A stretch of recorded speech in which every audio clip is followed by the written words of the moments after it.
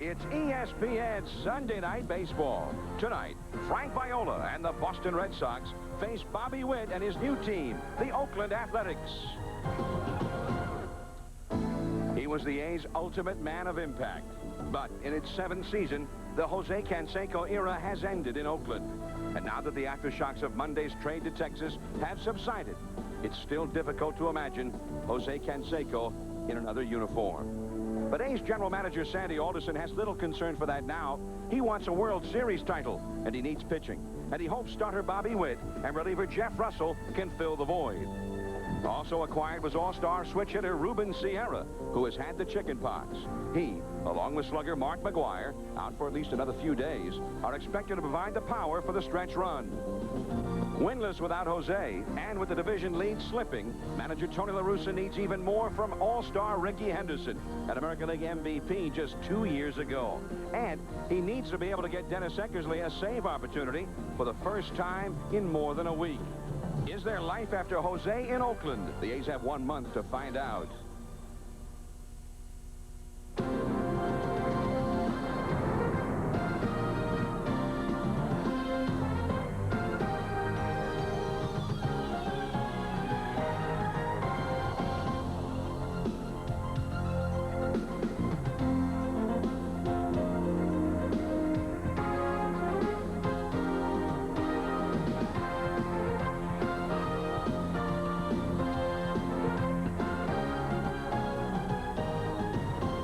In the last 20 years, more postseason play has occurred here in Major League Baseball, the Oakland Coliseum, than any other ballpark. And tonight, Sunday Night Baseball brings you the Boston Red Sox and the first place Oakland Athletics. Today at the Sky Dome, the Blue Jays again defeated Minnesota. So the Twins at the moment are 5 games back, and the White Sox, who've been hot, also were beaten today in Kansas City. They are 7 games down. Hello, everyone. I'm John Miller. Welcome to the Coliseum. And we got a beautiful night for a ball game. The crowd is up. There's an electricity in the air. Tonight, Ruben Sierra is here, and he makes his Oakland Athletics debut, the key hitter in the Canseco trade. Bobby Witt also here, and he's making his first start for the Athletics. Big night for the A's and these players. Now, why did they make the big trade? We talked to Sandy Alderson about it. To some extent, we agreed that we had played beyond our means and that we were capable of holding that kind of lead perhaps, but if we were lucky enough to get into a postseason, might not be as competitive as we'd like. All right, now with me is Joe Morgan. And Joe, what is your take on this big Canseco trade? Well, the question is whether I would make the trade or not, I haven't decided yet. But I think they made the trade simply because they feel they have a chance to win the World Championship. They couldn't do it with the pitching staff they had. They needed another starting pitcher. They got that in Bobby Witt. They needed help in the bullpen. Jeff Russell will supply that help. And they're going to trade Canseco for Sierra. Sierra will replace Canseco. I think Sierra can do a good enough job. So the real reason for making a trade, trying to win the World Championship, not just trying to win the Western Division. All right, so you haven't decided if you'd make the trade yet, but did this trade give them what they need to win the World Series, or at least make it there? Well, you have to get through the playoffs first. Minnesota has helped them out the last 3 days. They've lost 3 games in Toronto, so they're 5 behind. If they would have won a couple of ball games and made it very close, I would think the Oakland A's would have second thoughts about making a trade, simply because you can't win with a lot of extra men, and that's what the A's have been doing. Now, starting pitching's been a problem. Bob Welch is out, may not be back this year, and so Bobby Witt really becomes a key in this deal. They need him to pitch well as he did 2 years ago. Well, a lot of pressure will be put on Bobby Witt. Everyone thinks he's the savior, but that's really not the case here. The savior has to come from Dave Stewart and Mike Moore. They're going to have to supply the wins down the stretch. They just need a lot of innings from Bobby Witt just to get them to the bullpen. All right, so Canseco's in Texas. Sierra, Witt, and Russell are here, and Witt and Sierra are in the lineup. Tonight, Frank Viola tries to spoil the party for the Red Sox. Bobby Witt on the mound for Oakland. It is a gorgeous night here in Northern California on the eastern side of the San Francisco Bay, the Oakland Coliseum.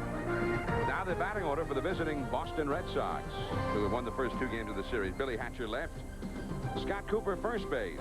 Wade Boggs at third, slumping. Tom Brunansky having a very strong year in right field. Mo Vaughn, the designated hitter. Jody Reed, the veteran second baseman, batting 6th. Bob Zubcic in center field. Tony Pena, the veteran catcher, hits 8. And John Valentin, part of Boston's future, is at shortstop, batting 9. Perfect night here. Actually, late afternoon here in Oakland. 70 degrees. The humidity very comfortable. The sky's absolutely clear.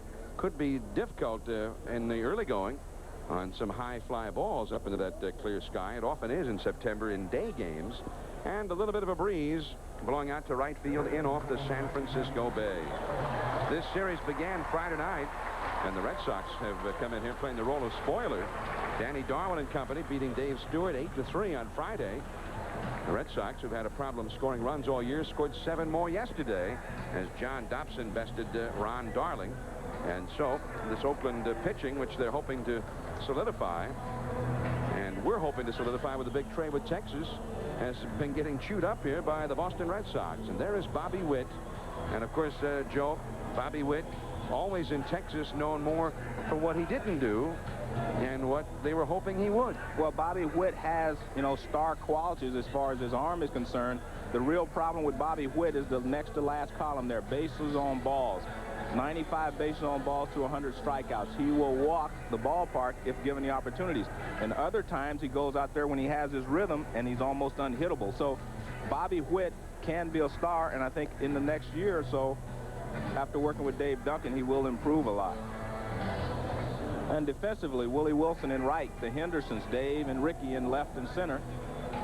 Carney Lansford's at third. Walt Weiss is the shortstop. Bordick, who played so well early in the season, now moved over to second base. Lance Blankenship will start at first in place of the injured McGuire. Terry Steinbach behind the plate, and Bobby Witt on the mound. Tony La Russa, the man charged with putting all of this together with a month to go and make the Athletics the best team in baseball. They've had the best record in baseball for quite some time, although now Atlanta has moved ahead of them with Oakland suffering this 5-game losing streak. But La Russa felt, as did Sandy Alderson, that what they had was just not going to be good enough to go the next step. Even if they won the division, he felt that they didn't have enough pitching to make it through against Toronto or Baltimore or Milwaukee or whoever they might have met in the postseason. There is Ruben Sierra. And Joe, this is his chance now to shine on the real big stage, because he's had great years in Texas, and other than Texas fans, seem like nobody knows about him. Well, you can be a big star or a big fish in a small pond. You become a big fish in a big pond when you play in the World Series, you play in championship play. And that's what remains for Ruben Sierra to be known by the rest of the country. I think he's one of the finest offensive players in the American League. But as you said, you don't know that unless you get a chance to see him on the big stage and see how he performs under that pressure. So the opportunity that he's been seeking all these years has been presented to him rather stunningly with one of the biggest trades with a month to go in the season ever. And certainly I don't think that you could ever say that there was, in the history of Major League Baseball, a trade quite like this one, where as Billy Hatcher stands in to lead it off against Bobby Witt. And we are underway. Nice play there by Blankenship, and just like that, we've got one away. You know, that's what's unusual. You know, I find that difficult. When you talked about leadoff hitters, you know, Billy Hatcher's hitting leadoff. You have a pitcher on the mound who is known to be a little wild, a little erratic. When you swing at the first pitch of the ball game, that's one of the problems I see in the game today. You have to think about what you're doing before you walk up there and hit the first pitch off of a guy who's walked 95 hitters this year. Now here is Scott Cooper, young Boston first baseman tonight, and he takes ball 1. Oakland in first place a month ago in the season, and they trade their biggest star. That has never happened in Major League history, not under those circumstances. Ground ball to Bordick, out number 2. Hey, maybe all he needed to do was come here to Oakland. They swing at the pitches here in Oakland. Maybe they took too many against him in Texas. I mean, he's made 3 pitches and has 2 outs. Wild? What wild? Yeah, he's not wild anymore. That's what that Oakland A's uniform will do for you. Now Wade Boggs is suffering through his worst year ever. I mean, worst year ever anywhere at any age. You mean even in the Little League? Huh? Oh, much worse. When he was 5, he was hitting better than this. Boggs hitting only .257. That's about 90 points below where he has been throughout his career in an average year. That's ball 1 to Boggs. But Getting back to this trade, Joe, talking about Bobby Witt, La Russa feels one thing that's in Witt's advantage pitching here for Oakland is that they're coming to him and saying, we don't expect you to be the savior. Right. In Texas, he was always going to be the savior. It always was on his shoulders to have the big year, and the success for the ball club would follow it. La Russa says, hey, here, he's just one of our starters. And that is a ball. And the count is now 2-1. There's Dave Duncan, the pitching coach, but also with this Oakland bullpen, and of course Russell solidifies that, they feel that if Witt gives them 5 or 6 innings, they go to the bullpen and they'll get them some wins that way. That's a base hit for Boggs.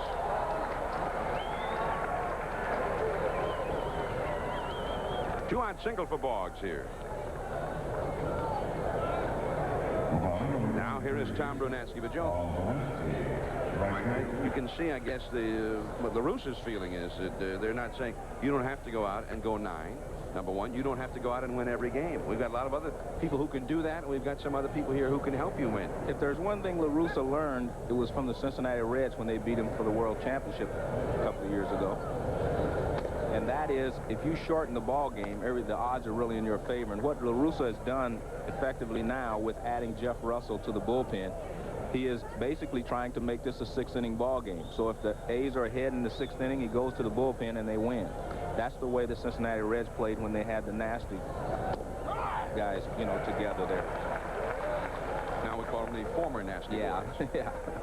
1 ball, 1 strike to count to Brunansky. Well, in that bullpen, you know, of course, you think of Eckersley, but also now Russell should become a great setup man. They've got the Rick Honeycutt, the veteran, and also Jeff Parrott, who's had a fine season out there. A lot of depth in that bullpen. Right now, they can afford to use Parrott a little earlier than they have in the past, knowing that Jeff Russell is there, and he can be a closer as well as a setup man for Eckersley. High drive to right center field. Dave Henderson looking up into the bright sunlight. That's the inning. 1 hit for the Red Sox. Ricky Henderson, Lance Blankenship, and Ruben Sierra. When we come back, Joe Morgan, your Sunday night telecasters. We're back in Oakland, California. Now for the Oakland Athletics trying to end a 5-game losing streak. Ricky Henderson, left field. Lance Blankenship for McGuire at first base. Ruben Sierra for the first time in Athletic, the DH. Dave Henderson, he's just back from the disabled list, center field. Carney Lansford at third base. Jerry Steinbach, the catcher, hitting 6th. Willie Wilson at right field. Mike Bordick is at second base, having a fine season. And there is Walt Weiss, the excellent defensive shortstop, hitting 9th. And pitching for the Boston Red Sox, former Cy Young Award winner, always tough, Frankie Sweet Music Viola. And then he has pitched well this year. He has a 3.4 earned run average, but he's actually pitched very well. Red Sox have not been an offensive machine this year, which has cost him a lot of games. But if you look there, you see 70 bases on balls in almost 200 innings compared to Bobby Witt, 95 and only 160 innings. Here's the defense. Brunansky is in right. Zubcic is in center. Hatcher is in left. Wade Boggs is at third. John Valentin is at shortstop. Jody Reed is at second. Scott Cooper is at first base. Tony Pena is behind the plate. And Frank Viola on the mound. When you think of a left-hander, he is a left-hander. You know, you use the word crafty left-hander when you talk about a lot of left-handers, but not Viola, because he throws so well, he can get you out with any of 3 pitches, the fastball, the slider, and the change. So here is Ricky Henderson. Ricky has had some controversy surrounding him this year, but he is hitting .288, and look at that on-base average, 43% of the time this year. When he has come to the plate, he has reached base, and he's got some power. And he has begun playing extremely well these last couple of weeks.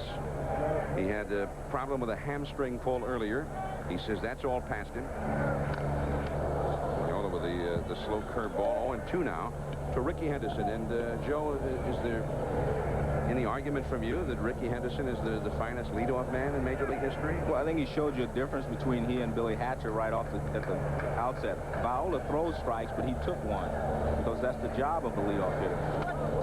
And, you know, when Ricky Henderson's at the top of his game, but in the last couple of years, he has not been at the top of his game. When he is at the top of his game, he's the best leadoff hitter in baseball, maybe the best leadoff hitter ever.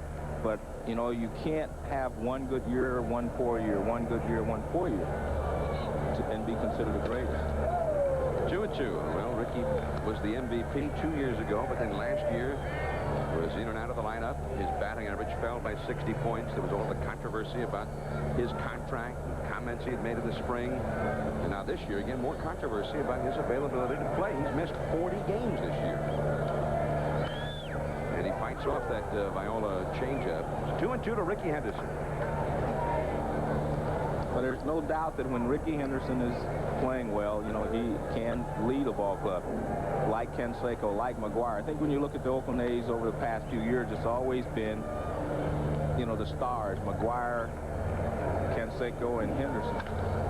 There's a drive deep into left, but not deep enough. Back near the warning track is Hatcher for the catch. Ricky hit a home run in this series and has been hitting the ball well, as we mentioned, the last few weeks. But this one hit with the topspin on it. The ball faded quickly out there, and Ricky is gone. Now Lance Blankenship comes up. Well, and like I say, in the past, it's been McGuire, Henderson, and Canseco leading the charge offensively, and the pitching staff has always been Eckersley, and Stewart was leading the way, and then Eckersley and Welch. Right now, they're still looking for someone to go along with Welch. I mean, with Eckersley, and be consistent. Here is Blankenship. There's a strikeout. And it's been said many times, but for this Oakland ball club up till now, guys like Blankenship and Bordick and Jerry Brown, these have been key performers who helped the A's ride out some injuries, play hard, and they've been able to, LaRousse has been able to plug them into certain spots and get the job done. Blankenship is a second baseman earlier this year. Bordick is a shortstop when Weiss was out. Blankenship has played well in the outfield. And like Ricky Henderson, Blankenship gets a lot of walks, a very high on-base average. Well, the key to phrase in that whole thing was LaRousse plugs them in. He knows how to use his personnel, meaning he will not use Blankenship maybe against a real tough pitcher, or he may not, you know, use Weiss in that same situation. But the real problem, John, is they are extra men, and that's exactly what they are. They are extra men, meaning that they play roles throughout the year, but they're not the people you count on to win the pennant for you. And thus, you know, the A's need more pitching, so that's why they made the trade. They feel like they needed some more pitching. 2-2 the count to Blankenship. Blankenship has a bit of history in this area because he also went to the University of California, or as they call it out here, Cal. Yeah. You know, or also Berkeley. Went to Berkeley. Into center field. Caught by Zupsik. And now let's listen to the reaction as Ruben Sierra makes his Oakland Athletics debut. Roy Steele will make the announcement in the public address. Ruben Sierra, designated hitter.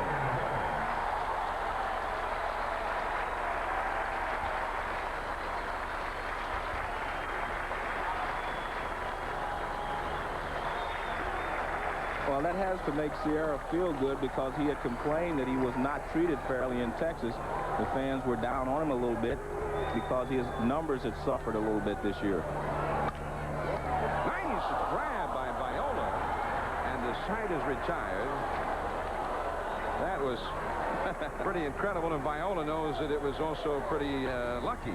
Yeah, he throws the ball. Now watch, he starts to fall toward third base. The ball is behind him. He just reaches back. Complete catch. Nice play by Frank Viola. No score after one. We'll be back. No score after one inning from Oakland. Frank Viola with the great play to perhaps take a base hit away from Ruben Sierra to end the first inning. Now, here is the big slugger Mo Vaughn, designated hitter, leading it off for Boston. Hitting only .235. From the sunlight into the shadows, and Bobby Witt is high with ball one. Bobby Witt has not won a ball game since July the 25th. He has lost 6 in a row. As a curve high, we talked to Joe about Oakland's reasons for making the trade and the justifications for it from the Oakland end. In Texas, Tom Grieve and company also very ecstatic about the trade from their end, because here's the 2-0 delivery. That is a strike. Bobby Witt had always been a disappointment down there. Jeff Russell was going to be a free agent at the end of the year, and so was Ruben Sierra, and they felt they might have trouble signing both of those guys. Well, that's the positive from their side because Canseco has 3 years left on his contract. On base base hit.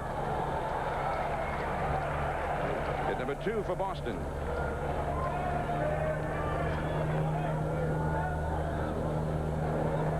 Hey, the Mo Vaughn fan club has come out. I wonder if they travel from Boston. Yeah, Mo may wish they actually were in Boston because he hadn't had that many fans in Boston lately.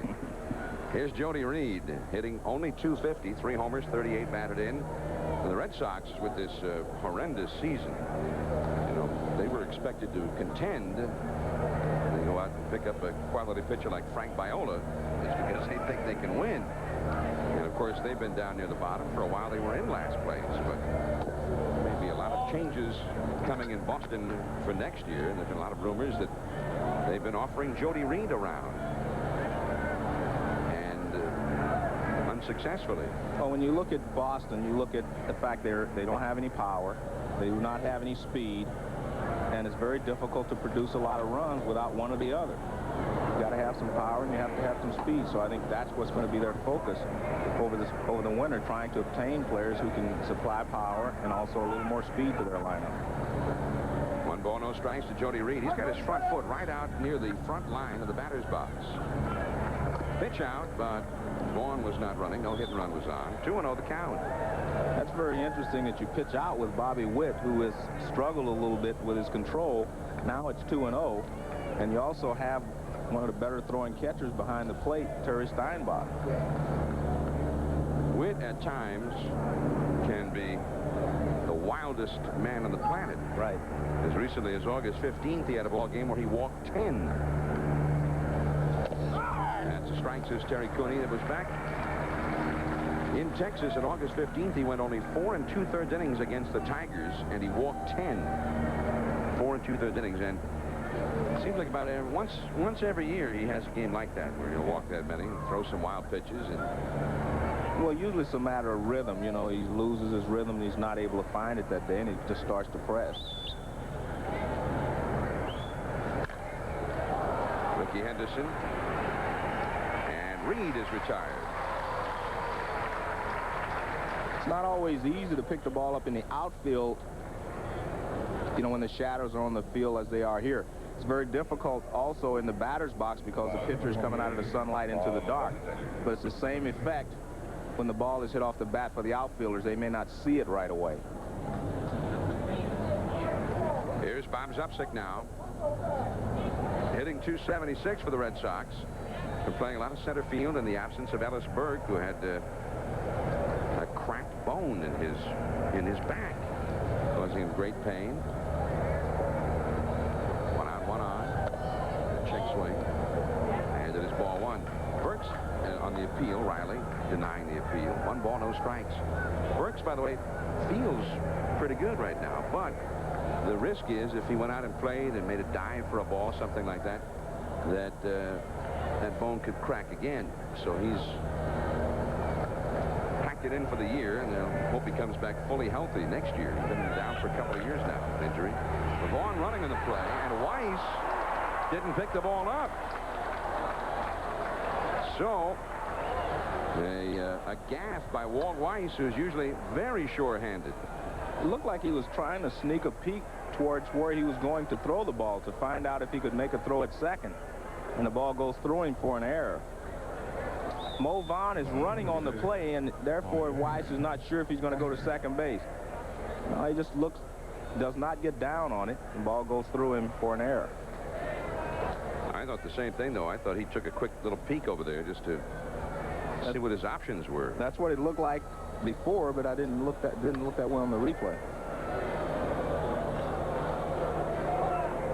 Well, we need one of those upon further review things here on Sunday Night Baseball. Or we need another angle. Now they've changed that. They're going to call it a base hit.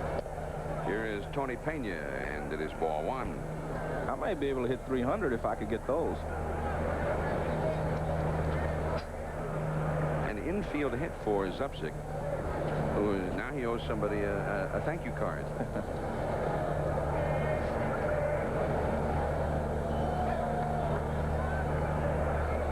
Tony Pena, still around after all these years. Not hitting well, though.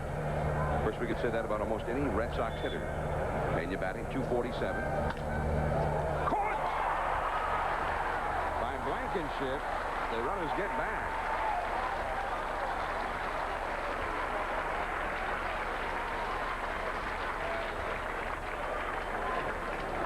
Tony Pena hits the ball to right field a lot as we see Blankenship come off and assume his position, and he just keeps going. Nice play by Blankenship in that he stayed on his toes and he was ready to keep going. That's what your middle infielders normally do, but a lot of times the first baseman comes out there and he gets a little flat-footed.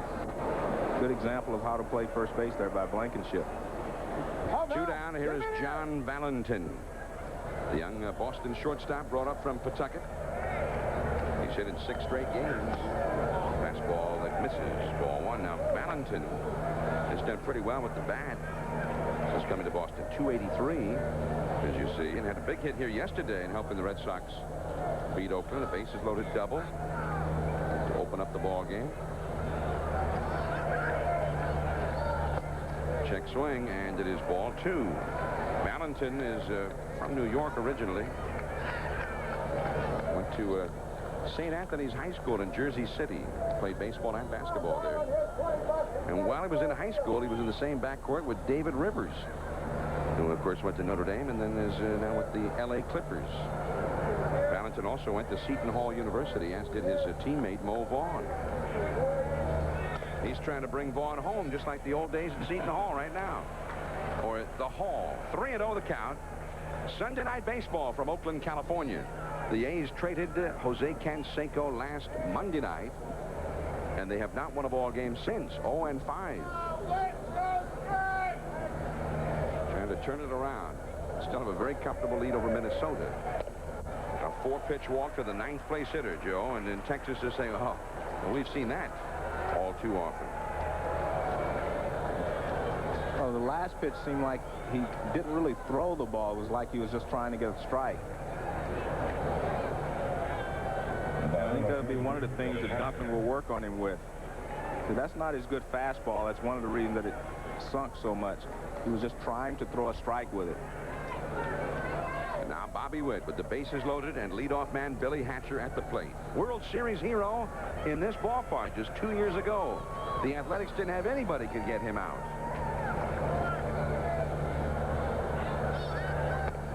That is a strike in the outside corner. 2 down, bases loaded. Mo Vaughn, who led off the inning with a single, third base. Bob Zupsik given credit for a single at second base. And Valentin, who just walked, is at first base. All 3 ready to go in anything here. Well, the A's finally got Hatcher out. They hit him on the hand and knocked him out of the series. 1 ball, 1 strike.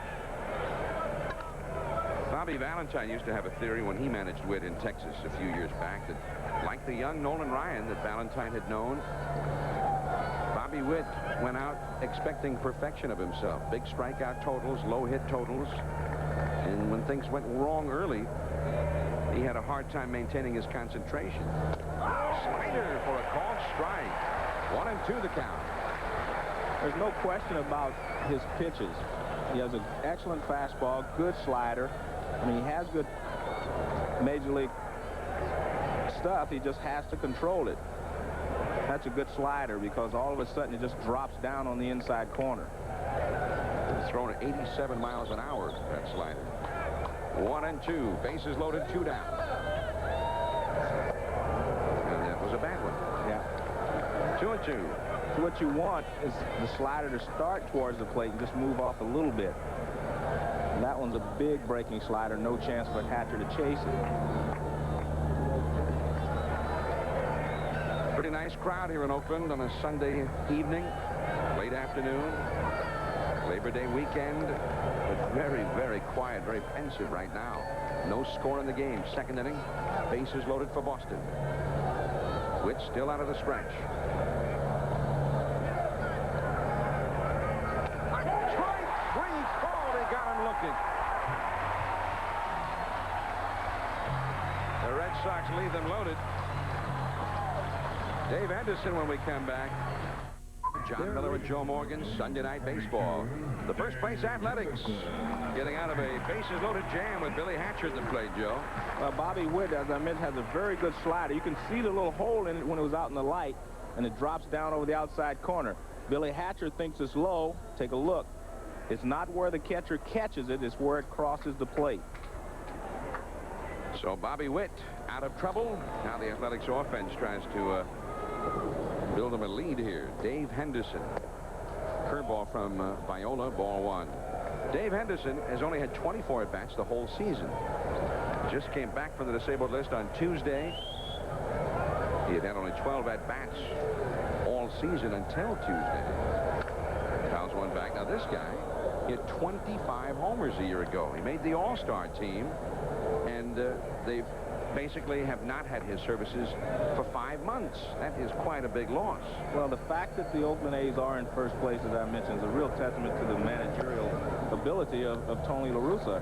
He didn't have Jose Canseco the entire year. Haven't had Mark McGwire the entire year. Hasn't had Ricky Henderson. And we know he's lost Dave Henderson for most of the season, yet he's gotten the job done.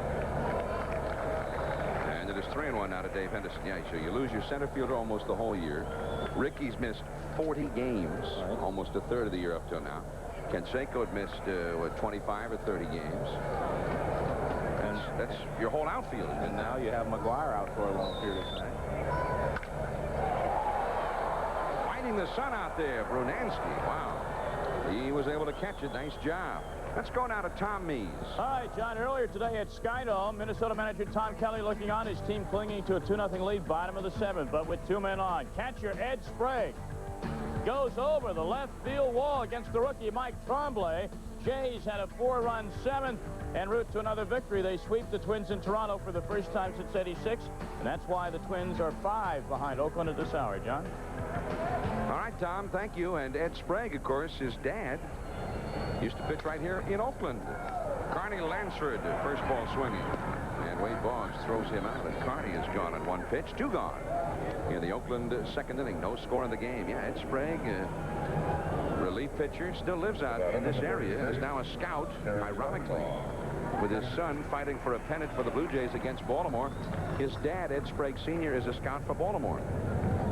His son, Ed Sprague Jr., was an All-American at third base for Stanford. They moved him to catcher, and he went down to catch and learned to catch the last year and a half, and now he's back in the big leagues. Here's Terry Steinbach, 275, but in a terrible slump. That's a foul out of play. Off to the right. Now, one thing I want to point out as we take a look, Baltimore, you get 1.5 games behind. The Orioles lost today in Anaheim, and the Blue Jays won. And Milwaukee 5.5. But the one thing I wanted to point out about the Oakland A's is the fact that Mark McGwire has 93 runs batted in. He's been on the shelf for a while. The next closest total is 66. You know, I mean, that tells you right there, you know, that Tony La Russa has done a great job. Of course, Canseco took his and is on the Texas. Canseco had, I think, 72 when he was traded. Viola's changeup off the outside for a ball. Steinbach, 3 hits in his last 31 at-bats. Well, La Russa, an innovator for a long time this year. He was working with 12 pitchers, which left him only 4 men on the bench. But he felt it was more important to have the extra pitching because the starters were not giving him many innings often. A lot of foul room in this ballpark, but it didn't matter. Scott Cooper used too much of it. You know, it's funny, John, with land being as high as it is here in California, all of the California ballparks have a lot of room, you know, between the stands and the foul lines. We take a look at Scott Cooper. I think the wind seems to be bothering him a little bit, and maybe he doesn't have sunglasses on, so probably the sun's not bothering him, but he just misjudges it. Well, he might be out there with some sunglasses next inning. Yeah, but if you take a look around the stadium, look at all the foul territory. I mean, that goes for San Francisco, San Diego, Los Angeles, all of the California ballparks, Anaheim, all of them have a lot of space between the foul lines and the stands. Strike 3 call. Steinbach is retired. Oakland 6 up and 6 down against Viola. Looks like he's on tonight. No score after 2. We'll see Cooper, Boggs, and Brunansky. ESPN Sunday Night Baseball is brought to you by Cold Filtered Genuine Draft Light. There's nothing typical about it. That's the scene looking out at the San Francisco Bay near the Oakland Airport. San Francisco, Oakland Bay Area, home of Major League Baseball beginning in 1958 when the Giants moved out from New York. The Athletics joined them in 1968. And, of course, then in 1989, the two teams played each other in the World Series. And the World Series was an all-Bay Area affair, but now, if Oakland is to play the Giants in another World Series, it may be an all-San Francisco, Tampa Bay Area World Series. The Labor Day triple-header tomorrow, the Cubs and Pirates, then these A's at California, and finally, 8 o'clock Eastern, 5 Pacific, the Red Sox and Rangers. Joe and I will be there. We hope you will be, too, because we've got Roger Clemens versus Nolan Ryan, and Jose Canseco will be in his home Ranger uniform for the first time tomorrow night. Promises to be quite a night at Arlington Stadium. And that will complete our big holiday triple-header on ESPN. Here we go to the third inning. No score. Scott Cooper, the hitter. Strike one. Cooper grounded to second his first time. Boggs and Brunansky will follow. No runs and 3 hits for Boston with 4 left on already. And Oakland without a base runner as yet. Breaking ball into center. Dave Henderson on the run. It was hit pretty well by Scott Cooper, but in this ballpark, that's the wrong place to hit it. Well, he had him off balance just enough that he couldn't drive the ball. It was a good breaking ball. Although it stayed up, it fooled him a little bit with the speed, and he was a little bit out in front of it. Now Wade Boggs. And, of course, Wade Boggs is one of the most perplexing questions you'll see. So he's a little bit out in front, and that caused him not to be able to drive it. Strike one to Boggs. How is this possible? I mean, Wade Boggs, great hitter. When he hits only .305, it's a bad year. Now he's hitting .259, even with a single tonight. Well, John, if you take a look over the history of the game at some of the greatest players who's ever lived, you know, the Stan Musials of the world, you know, the Willie Mays, I mean, even they had an off year, you know, in 1 of 20 or something like that. And maybe this is the only bad year Wade Boggs will have in his entire career. But for him, .259 is a bad season. 1-2 to Boggs, hitting third in the order. And for Boggs, very, very bad timing because he's a free agent at the end of this year. He was after a lot of money for a lot of years. And then this. Says it has affected him, the lack of a contract. 2-2. I think if you're the one who paid the money, you like to see a guy go out with no contract and have his best year. I was going to say, I have a problem, you know, when players say that not having the contract done affects them because, you know, that's basically saying that the pressure got to you. And I don't think that's exactly what happens. You just have to go out and play. I mean, up until, you know, 10 years ago, players played on one-year contract every year. Ricky Henderson. That's out number 2. Boggs retired. It's that Fenway Park stroke. Aim it for the wall. And it doesn't do him much good out here on the West Coast. Well, again, you know, Boggs is, you know, talking to him over the course of the year. He says he's hit a lot of balls hard, as he does here, but a lot of balls have been caught. You know, he hits a lot of line drives, he said, to the infielders, a lot of hard line drives to the outfielders. And this is another example of that. Brunansky takes a strike. Brunansky flied out to right center his first time. Real tough sun field in Oakland from about mid-August until the end of the year when you have no clouds overhead. Some outfielders and infielders have had their worst days ever in this ballpark, particularly when they play the 1 o'clock games here. And you see no clouds anywhere. Shadows advancing across the infield now, as you see. There's that slider. A ball and 2 strikes to Brunansky. There's 10 rumors a day about him being traded before the deadline in late August. Well, he's been the only one that supply any power or runs batted in for the Red Sox this year. He leads them with 14 home runs and 63 runs batted in. Not a grand total for a Boston Red Sox player. 1-2 the count. Lansford. And that's the inning. And Bobby Witt has an easy inning for the first time. Willie Wilson, Mike Bordick, and Walt Weiss are coming up. No score in Oakland. Now the Athletics into the last of the third inning. No score in the game. That's a familiar refrain for the Athletics this week since they traded Canseco. Not only losing Canseco, but not having Sierra because of the chicken pox. And, of course, McGuire has been out for a while. as Wilson takes a strike. And wouldn't you know it, they make the trade of Canseco. In the last 5 games, they scored a grand total of 8 runs. Some folks, yeah. Get well soon, McGuire. Please. Did you sign that card? Looked like it was signed. Well, you and I are the only ones in the entire Northern California area, I think, who haven't signed it. John, when you look at the A's, since the trade, you know, people say, well, the A's are not pressing. The A's, you know, are not upset so much the players that, you know, Canseco's gone. But the real problem is, you know, you can't relax until you win. And you can't win until you relax. You know, they feel like they're pressing a little bit, trying a little too hard. So how do you combat that? How do you relax? You know, it's kind of like the chicken or the egg. Which comes first? How are you going to do it? Base hit. Willie Wilson gets the first hit of the game for the Athletics on this Labor Day weekend.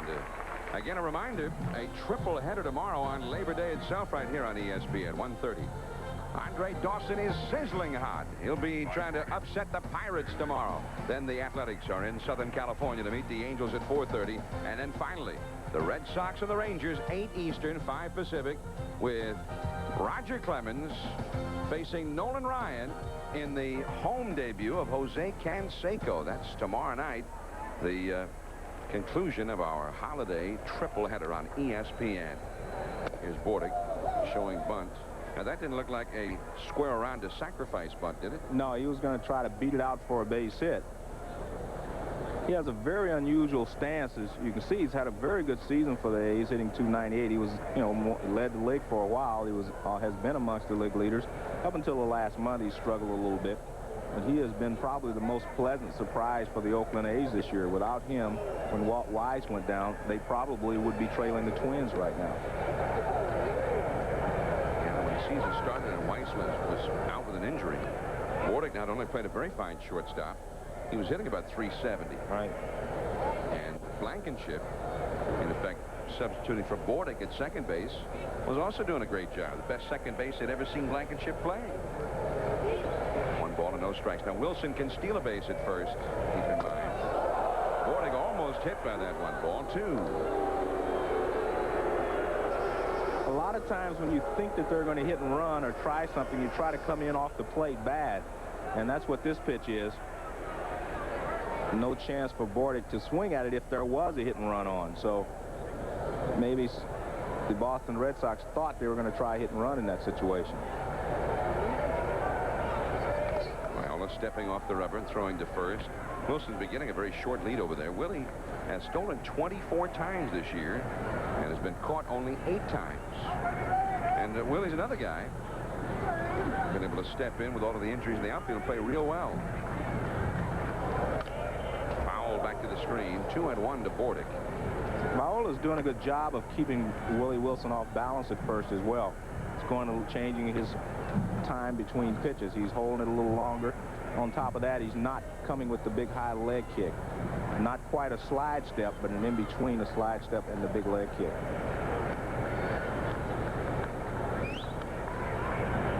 Wilson is running. Base hit to left field. Wilson will head to third.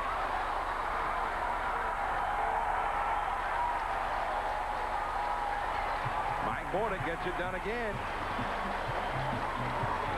Well, the Boston Red Sox guessed correctly, and that is they had Jody Reed at second covering,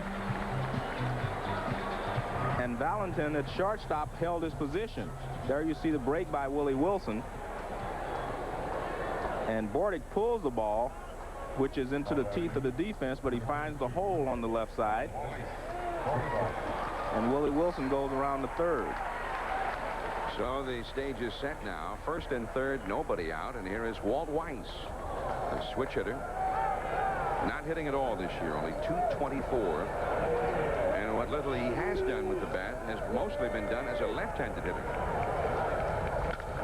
Double play ball. This will get a run home. Here's 1, 2. Double play. But Wilson scores. And the Athletics are ahead. And they have not often been ahead this last week. When you talk about a tailor-made double play, it's a hard-hit ground ball right at the shortstop or the second baseman. This is tailor-made. Valentin doesn't even have to move. He just takes it, flips it to Jody Reed, and all he does is play catch. Very easy double play. That was tailor-made in Italy. Yeah. That'd run you $1,500 to get that one. You know, Viola now has induced 27 double-play grounders, more than any other pitcher in the American League.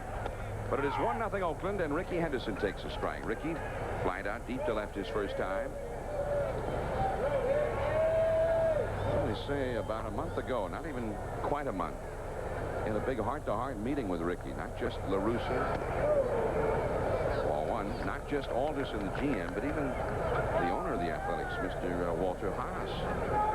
He said, hey, we've tried to trade you. Nobody wants you. And the fans are booing you. And Ricky, you're on your way to the Hall of Fame. You're one of the greats of all time. Let's show everybody that again. And Ricky has played awfully well since then. Of course, he had the well-publicized confrontation with La Russa on the field during batting practice one day. That was about when that happened, too. 2-2 now to Ricky. Well, there's no doubt that Ricky Henderson, you know, is a unique personality. He is not like the other 25 players on the ball club, but sometimes, you know, when you are a star, your personality is different, but part of that is what makes you a star. Part of that is what drives you to be the best player in the game, maybe, or the best leadoff hitter, whatever you want to call him. So you have to deal with him a little differently than you do, you know, other players. I mean, most of your major stars are unique personalities. They're not just like one of the other guys. So you and I keep telling him at ESPN? They don't buy it. Jody Reed in a hurry. Got him. I don't know how. Wasn't pretty, but Ricky is out, and he's not sure himself. 1-0 Oakland after 3. Mo Vaughn when we return. This day in baseball, in 1974, the Orioles complete a doubleheader sweep of the Indians, 2-0, 1-0. Dave McNally, Mike Cuellar get the shutout wins. The Orioles' 4th and 5th straight, part of an American League record, 54 consecutive scoreless innings. And recently, John Miller, the Orioles staff, almost whirled 4 complete shutouts on their current West Coast trip, which just wrapped up today. Indeed, that streak was snapped right here in Oakland by the Athletics last Tuesday as Mo Vaughn takes a ball. Take a look at Jody Reed. Now, he doesn't get down as low as you would like on this play, but he gets the job done. Flips to second. Nice play at first base by Cooper to come up with it, and you can see Ricky was clearly out on the play. Nice call by Riley. 1 ball and no strikes. Yeah, the Orioles had 37 consecutive scoreless innings, all on the road in Seattle and then in Oakland. Finally snapped Tuesday night in the 9th inning. Mo Vaughn singled his first time. He chases that high one from Bobby Witt. 1 ball, 1 strike. Jody Reed and Bob Zupsick will follow. Next Sunday, by the way, we will be in St. Louis. We'll have the renewal of the ancient rivalry between the Cubs and Cardinals from Busch Stadium. Another base hit from Mo Vaughn. And number 4 for Boston, and Vaughn is 2 for 2. And Joe, Bobby Witt has had those control problems and, of course, a lot of mechanical problems over the years. Well, he steps off to the side, John. He will step over here. The plate is here. Now, he will step off to the side, and in effect, he throws across his body. Now, watch where he steps. Back to the plate. Now he tries to come across. Again, the plate is over here, so he gets a crossfire effect, but he also makes less of a target, you know, to the plate. If you square up, you get the entire plate. If you throw from an angle, you're throwing across the plate. And you can see on the mound from that shot we had, it's like he's been landing that spot the whole game. Yes. There's a hole right there that he's dug out for himself. Transferred shallow at third for Jody Reed, who lined out to left his first time. Now he shows bunt and takes ball 1.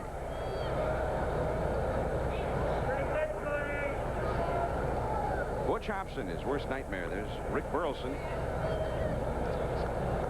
The Rooster.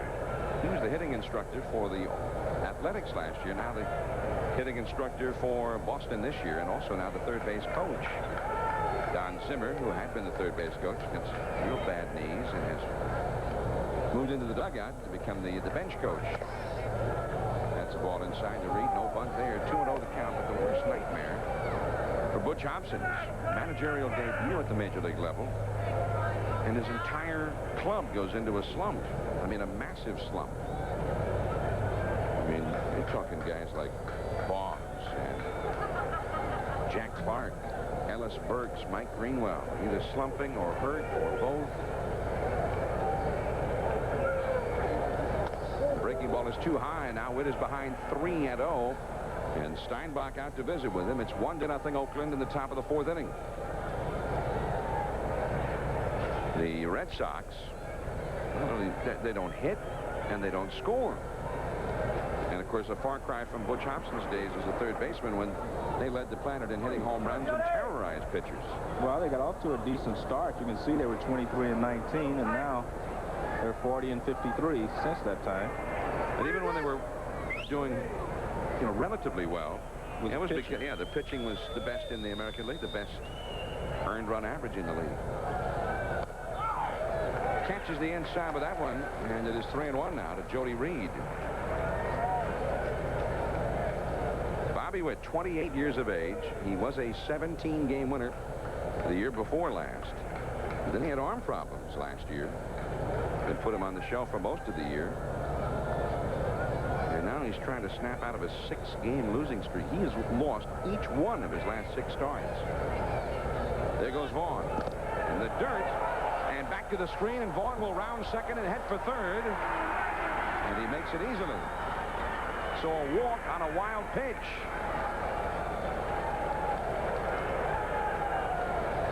Well, Vaughn takes off for second. He gets a stolen base. Now what happens is Steinbach comes out of his stance to try to come up with the throw. Now watch him raise up. He comes up to throw. Usually you have to drop down on your knee to block it. He has to get credit for a stolen base because he was running. It was ball 4, you're right. He would have if it hadn't been ball 4, yeah. So he goes to third on the wild pitch. Runners at first and third for Boston and nobody out. And here is Zupsik, and Oakland will play for the double play ball here. Zupsik was given credit for a hit. The ground ball into the hole at short that Weiss did not play. 0-1 to Zupsik. Zupsik, unusual name. Not many Z's in Major League history. You see how they play the defense, but pretty good young player. Well, one of the things that A's has done is Weiss has moved a little more over in the hole. He hit the ground ball in the hole last time, and Weiss has moved over to cover the hole a little bit. There's that slider. 0-2 the count. Now, Witt has a wicked slider if he can control it. You know, the purpose of a slider, as you see Weiss over in the hole, the purpose of the slider, you start it at the plate, and it breaks out of the strike zone, and the hitter chases it. That's exactly what you want. So to have a real effective slider, you have to be able to throw it in a certain zone, starting it over the plate and letting it break off the plate. Almost a wild pitch. Great save by Steinbach, and then just played a little joke on himself there. To the difference, the last 2 pitches really is an illustration of Bobby Witt. An excellent slider for a strike, and then he throws one that's almost a wild pitch, which means he's not consistent. And you would think they're the same pitch that he would be a little more consistent with. As we see Steinbach, as you say, play games with it. He picks it up and then he loses it. He takes his eyes off of the ball. He's looking at the runner at first base. And one pitch, he throws it for a perfect strike, the slider. There's the strike. And then the next one is a wild pitch almost. So very inconsistent, even with the same pitch.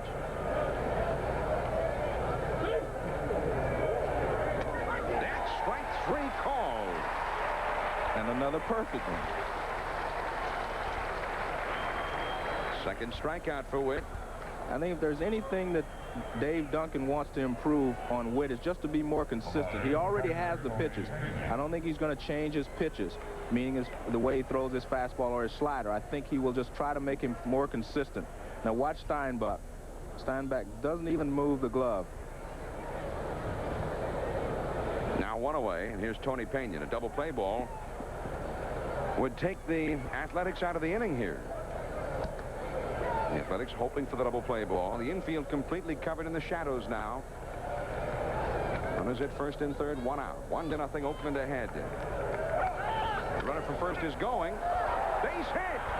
Pena threw his bat at that one and got a single to right field on the hit-and-run play. Vaughn has scored. Reed to third. It is tied at 1. Nice piece of hitting here by Tony Pena. Your job is to protect the runner anytime he goes, and if that means throwing the bat at the ball, you do that, and you hope to just put it in play. But Pena does better. He really just reaches out, gets a piece of it, and hits it in the right field on the ground. Nice play by Blankenship, who made a nice play on a ball like that the first time up against Pena. So it is 1-1. Here is Valentin, the 9th place hitter. He walked his first time. Lansford pulled in at third a little bit. And he's a little bit low with a fastball. 1 ball and no strikes. Billy Hatcher, the leadoff man, is on deck. Valentin. With a look at Rick Burleson, the third base coach. Now, Butch Hobson, unlike a lot of Red Sox managers over the years who had different kinds of Red Sox teams, Hobson will try the squeeze play. 2-0. When Butch Hobson played, oftentimes he was the 9th place hitter for the Red Sox. He was a 9th place hitter in years where he hit 30 home runs. Usually you use the squeeze play if you do not have a lot of power and you do, need to get runners in. So with the way the Red Sox have done over the course of the season, the squeeze is not out of the question. Foul ball, right past Burleson. 2 balls, 1 strike to count. There is Jody Reed, who walked. He's over at third base. And Tony Pena, who got the RBI single on the hit-and-run play, is at first, and he's looking over at Rick Burleson, who's running through some signs now. See, Valentin also paying attention to Burleson. Burleson walks over, says something to the runner at third base, Jody Reed. You're in a hit-and-run situation. If you want to start the runner, you have a 2-1 count. Everything is in your favor.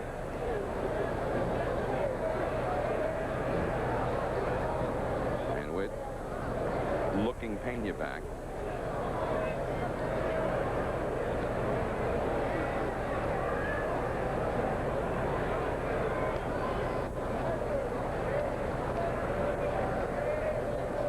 Nothing going on.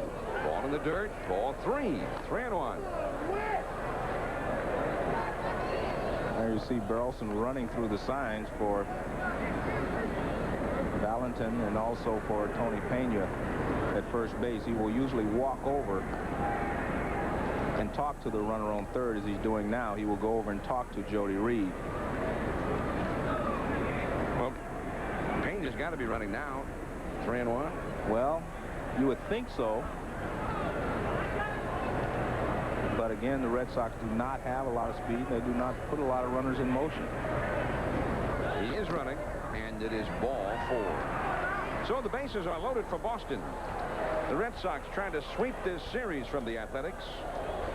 In the year of the Athletics, the Red Sox discontent, the year when everything has gone wrong. But this would be a pleasing weekend for them to sweep this series. But you saw La Russa on the phone to the bullpen.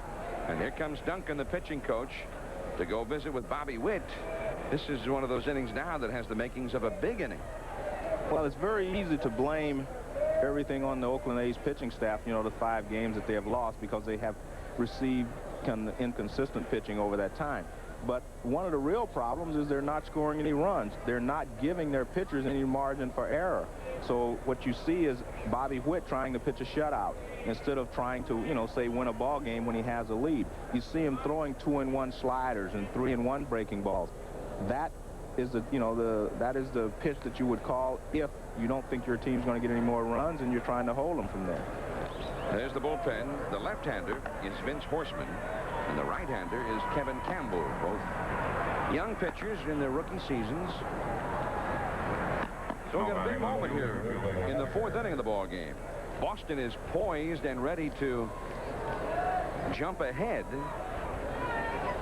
and should do so while they have the opportunity. Meanwhile, Bobby Witt trying to wriggle off the hook. and keep the Athletics very close. It is 1-1 right now. It's a tie. Bases loaded, 1 out. And he starts him with a breaking ball. 1 ball, no strikes. Hatcher has grounded to first, and he has been called out on strikes. And he is not an easy player to double up, so he will have to hit the ball hard toward the middle of the diamond if they are to double him up. Hatcher with 1 home run since coming to Boston. That's a foul back to the screen. 1 ball, 1 strike. 3 men on. Jody Reed at third base. Tony Pena, who drove in the run, is at second base. And John Valentin, the runner at first. 1 out. There the Oakland A's are playing for the double play. Carney Lansford at third can come home because he's in on the grass, but everyone else will have to go to second base and try to get a double play that way. 1-1 to Hatcher. Right back to Witt. There's 1. Steinbach to first. 2.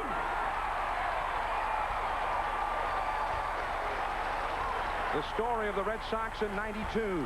Still tied at 1. We'll see Blankenship and Sierra when we get back. 1-1, and there's one Athletics fan who's very happy that Bobby Witt was able to get out of his bases-loaded jam in the first half of the inning on a comebacker. Billy Hatcher. I guess if you're a pitcher in that spot, bases loaded, the comebacker is the optimum, the greatest thing that can happen, because it's almost the surest double play. Well, you're assured that the run's not going to score. If it goes 6-4 to 3 and they miss him, a runner would score with 1, 2 to 3. You know the run's not going to score. Blankenship, the hitter, against Viola. And it is 1 ball, 1 strike. There's Bobby Witt. Well, he's labored through the first 4, but he's given up only 1 run. He's walked 3, thrown a wild pitch, a couple of strikeouts, given up 5 hits. He's twice had the bases loaded and gotten out of it. It's a ground ball, 1 hopper, big hop. He fires to Steinbach. Now watch what Steinbach does. He runs out in front of the plate to get a better angle so he will not hit Billy Hatcher in the back. That's what you call perfect play by a catcher. Run out and get a good angle. 2-1 to Blankenship. Sierra is on deck. That's a strike. 2-2 the count. And Dave Henderson due up third in the inning.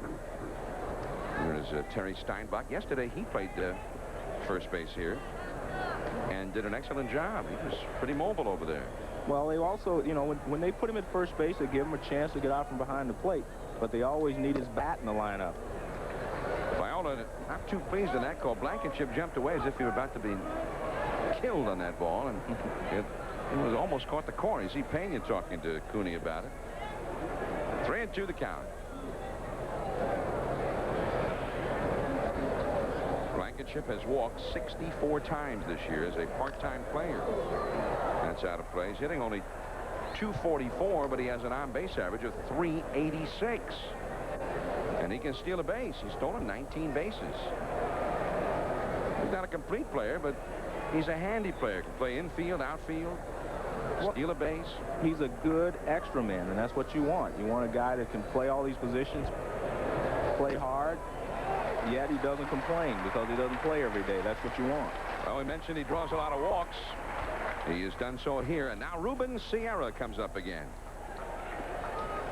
Now, Joe, he has not played in 8 days. Down with the chicken pox, so he's battled an illness. He took batting practice yesterday in his own batting cage at home in Texas. And then they ran some tests on him here to make sure that he was no longer contagious. They did some blood samples and determined whether or not he'd contracted any other illnesses that could be a result of the chicken pox. Dr. Alan Pont of the Athletics medical team supervised all of that. And he pronounced Ruben completely fit, and then Ruben took batting practice and pronounced himself ready to go. I think this is what you call taking one for the team, showing your new teammates that you're interested in what they're trying to accomplish here.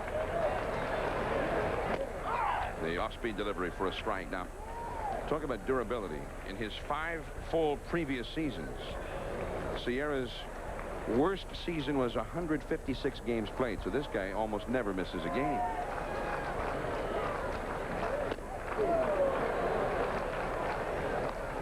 But again, you know, what I'm saying is that usually after a week, you need more than 1 day's batting practice to get yourself back together, especially when you hit at your own house because it's, you know, a little different environment. And so he's saying to his teammates, I came here to play, and I'm going to play even though I may not be at full strength.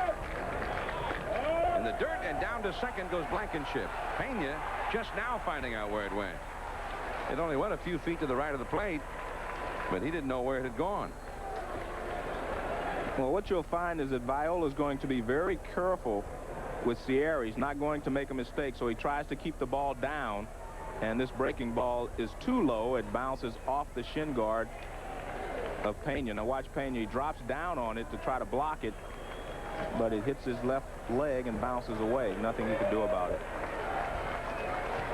Sierra is an excellent high fastball hitter or a high ball hitter from the right side, and he's a better low ball hitter from the left side. Ruben, a .292 hitter lifetime against Viola, 15 for 52. And he fouled that one off. That was down around his ankles.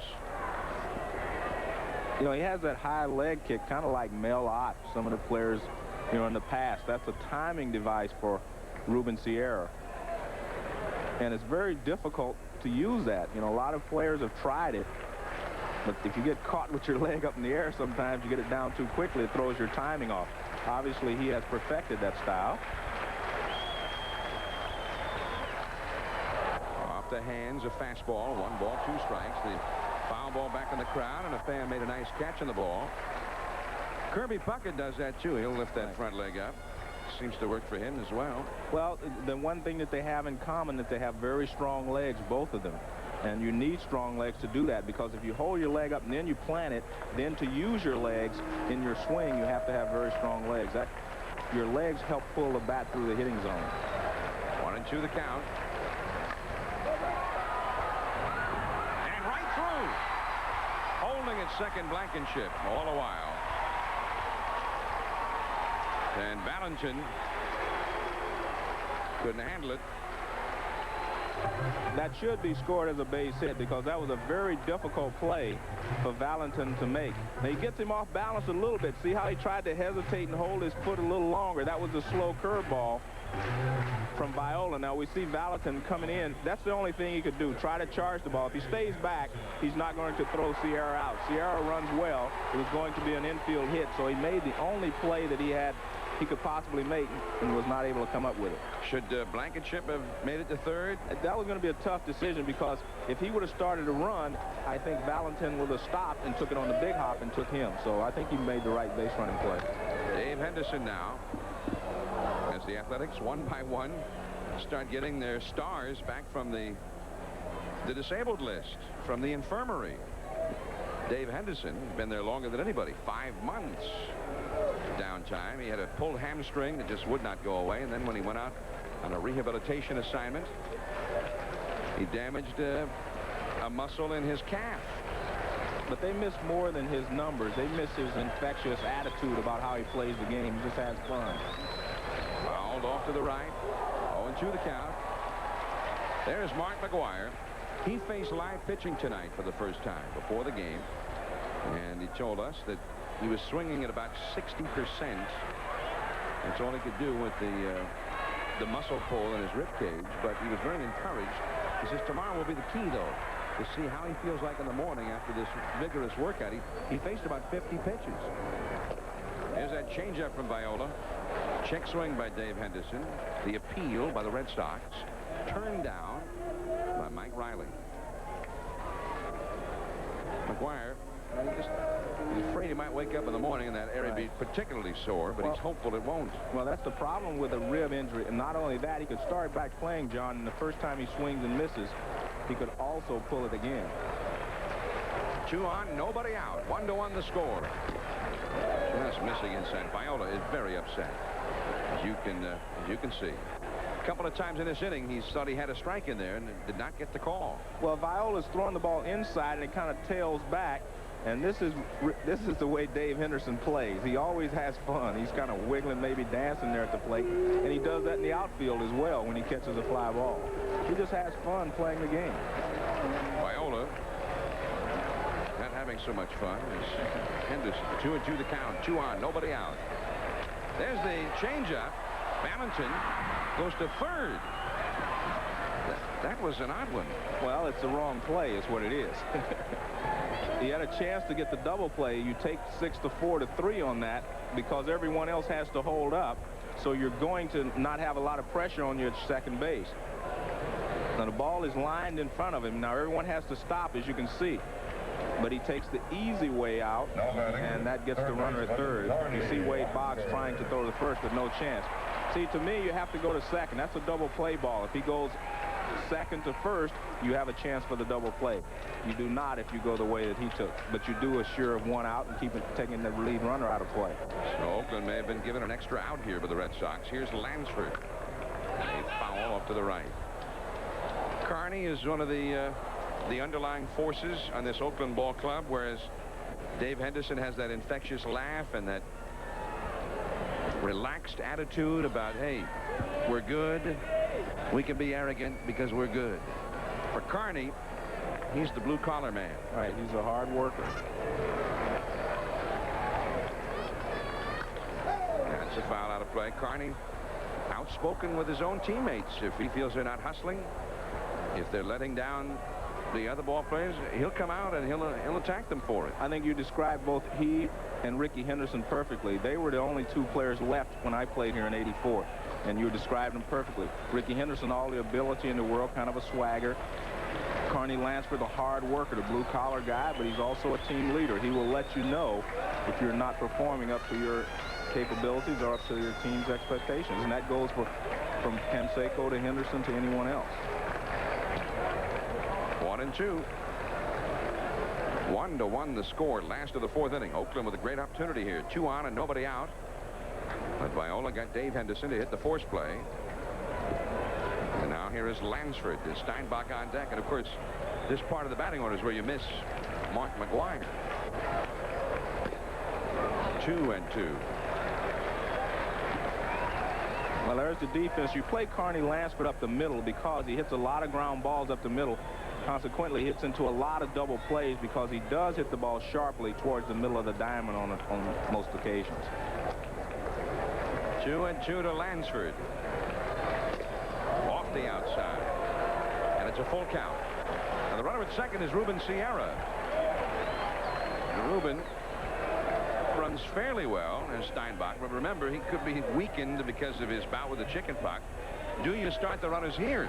Would be risky. Lansford does not strike out a lot. He puts the ball in play, so if you want to start him, you can. 3-2 the count. The runners go. And it is ball 4. And the bases are loaded for the Athletics against Viola with Steinbach coming up.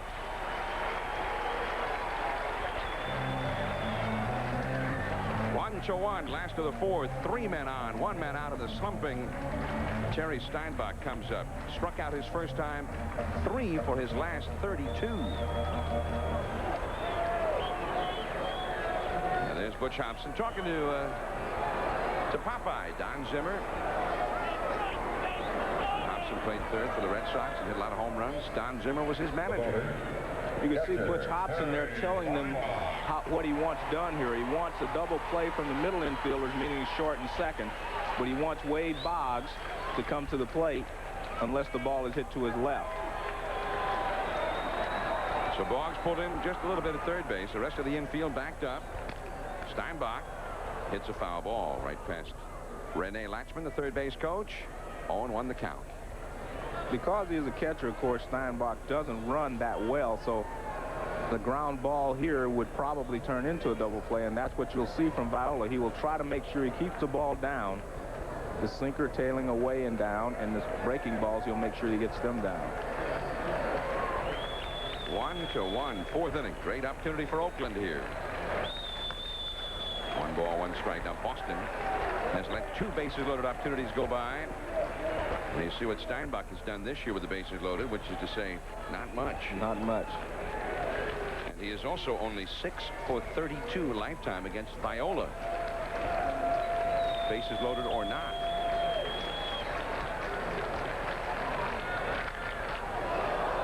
Popped up. Jody Reed out. Brunansky in. Brunansky calls him off. The runners, of course, have to hold. So Steinbach cannot get anybody home. Well, Sierra holding on. So's Henderson, and so's Lansford. Well, you saw Mike Riley, the first base umpire, go out. He was going to call that an infield fly if Jody Reed would have made the catch, or if he got under it and called it. Good job by Riley. He was standing right out there. The infield fly rule is only called if the ball play can be easily handled by the infielder. Now, Steinbach thinks it's an infield fly. That's why he really doesn't run. But it is not an infield fly because Brunansky called him off. Now Willie Wilson to try and get the clutch hit for the Athletics. Boston has been lacking that. And, of course, Oakland's been lacking it all week. 1-1 last of the fourth. Wilson singled and scored in the third. Right back to Viola. And the fans are growing restless here in Northern California. 3 men left, 1-1 after 4. The moment, the 1975 American League Championship Series. After winning 3 consecutive World Championships, the Oakland Athletics were swept by the Boston Red Sox, and Carl Yastrzemski was the hero. This home run knocked out Vida Blue in Game 2. Looking up, goodbye. Yaz also threw out several base runners, including Reggie Jackson in the final game. The Red Sox won the series 3-0 and then went to the series against Cincinnati. And that was the end of an era for Oakland A's fans after 3 consecutive World Championships. And Joe, it may never be done again, because not only now, as was the case then, but now you have to win the playoffs and the World Series. And Oakland made it to 3 World Series here in the late 80s and into 1990, but they won only 1 of those World Series. That's the way it was 17 years ago. We're at the Oakland Coliseum, Sunday Night Baseball. The Red Sox won, the Athletics won, top of the 5th inning. I'm John Miller along with Joe Morgan, and here is Scott Cooper leading it off against the new Athletics right-hander Bobby Witt. Fly ball to Dave Henderson, and on 1 pitch, Cooper is the first out of the inning. He's now 0 for 3. Dave has a little style to everything he does out there. Yes, he does. He enjoys playing, and again, that's the type of player you want on your ball club. Now Wade Boggs has singled and flied to left. Boggs' single was to left field as well. 1-1 in the 5th inning. The Oakland Athletics with the bases loaded at 1 out of the 4th inning, and they do not score. Since Monday, the Athletics as a team have 2 hits in 41 at-bats with men in scoring position. Walt Weiss. Boggs is retired. 2 men gone. The Red Sox, of course, we're talking about the Athletics' frustration of this week. That's the story of the Red Sox for 5 months. Well, John, if you look back earlier this week after the Canseco trade, and you compare the starting lineup for the Boston Red Sox with the starting lineup of the Oakland A's, very similar. Not a lot of speed in either department, and not any power. You take McGuire out of there, you take Canseco out, you're missing a lot of power. I mean, you know, you think of Ricky Henderson as a stolen base threat, of course, but the overall team speed, not a lot of difference when you take those guys out of it. No power to go along with it. What little power the Red Sox had this year is encompassed in this man, Tom Brunansky, hitting cleanup. He's flied out and grounded out. He's got 14 home runs to lead the club. And only one other Red Sox is even in double figures for home runs. That's Mo Vaughn with 11. Even without Canseco and McGuire, Oakland's got more home run hitters in the lineup tonight than do the Boston Red Sox on any night.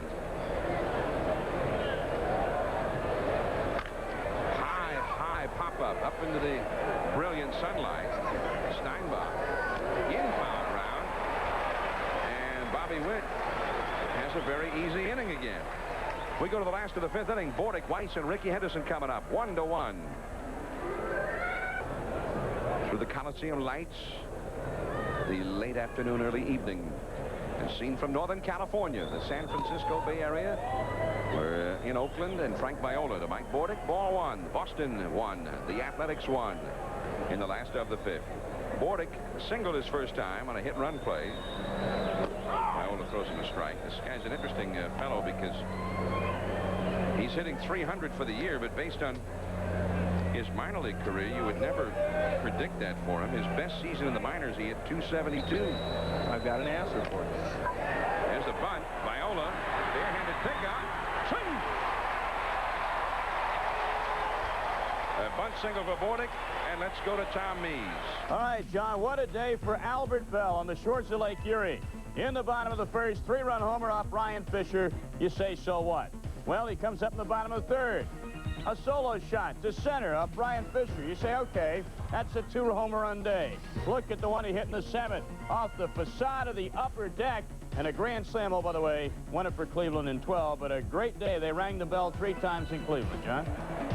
All right, 29 for Albert now. The young Cleveland ball club. The envy of a lot of organizations around baseball, including the Boston Red Sox. Like to have some of that young talent as they struggle through a poor season. Scott Cooper on the bag at first with Mike Bordick, who gets credit for a base hit in that bunt. Viola made the barehanded pickup, but a little bit of a low throw. Now here is Walt Weiss. He shows bunt. Takes a strike. It is 0-1. 1-1 the score. Last of the 5th. Now Minnesota was beaten today at Toronto 4-2. And so the Athletics with a win here would go back up to 5.5 over the Twins. And more importantly, another game off of the schedule. After tonight, Oakland will have only 26 games remaining. Of course, as LaRussa looks at it, hey, even these last 2 days where Boston has beaten Oakland, each one of those days, Toronto beat Minnesota, and so it was one day closer to a title for the Athletics.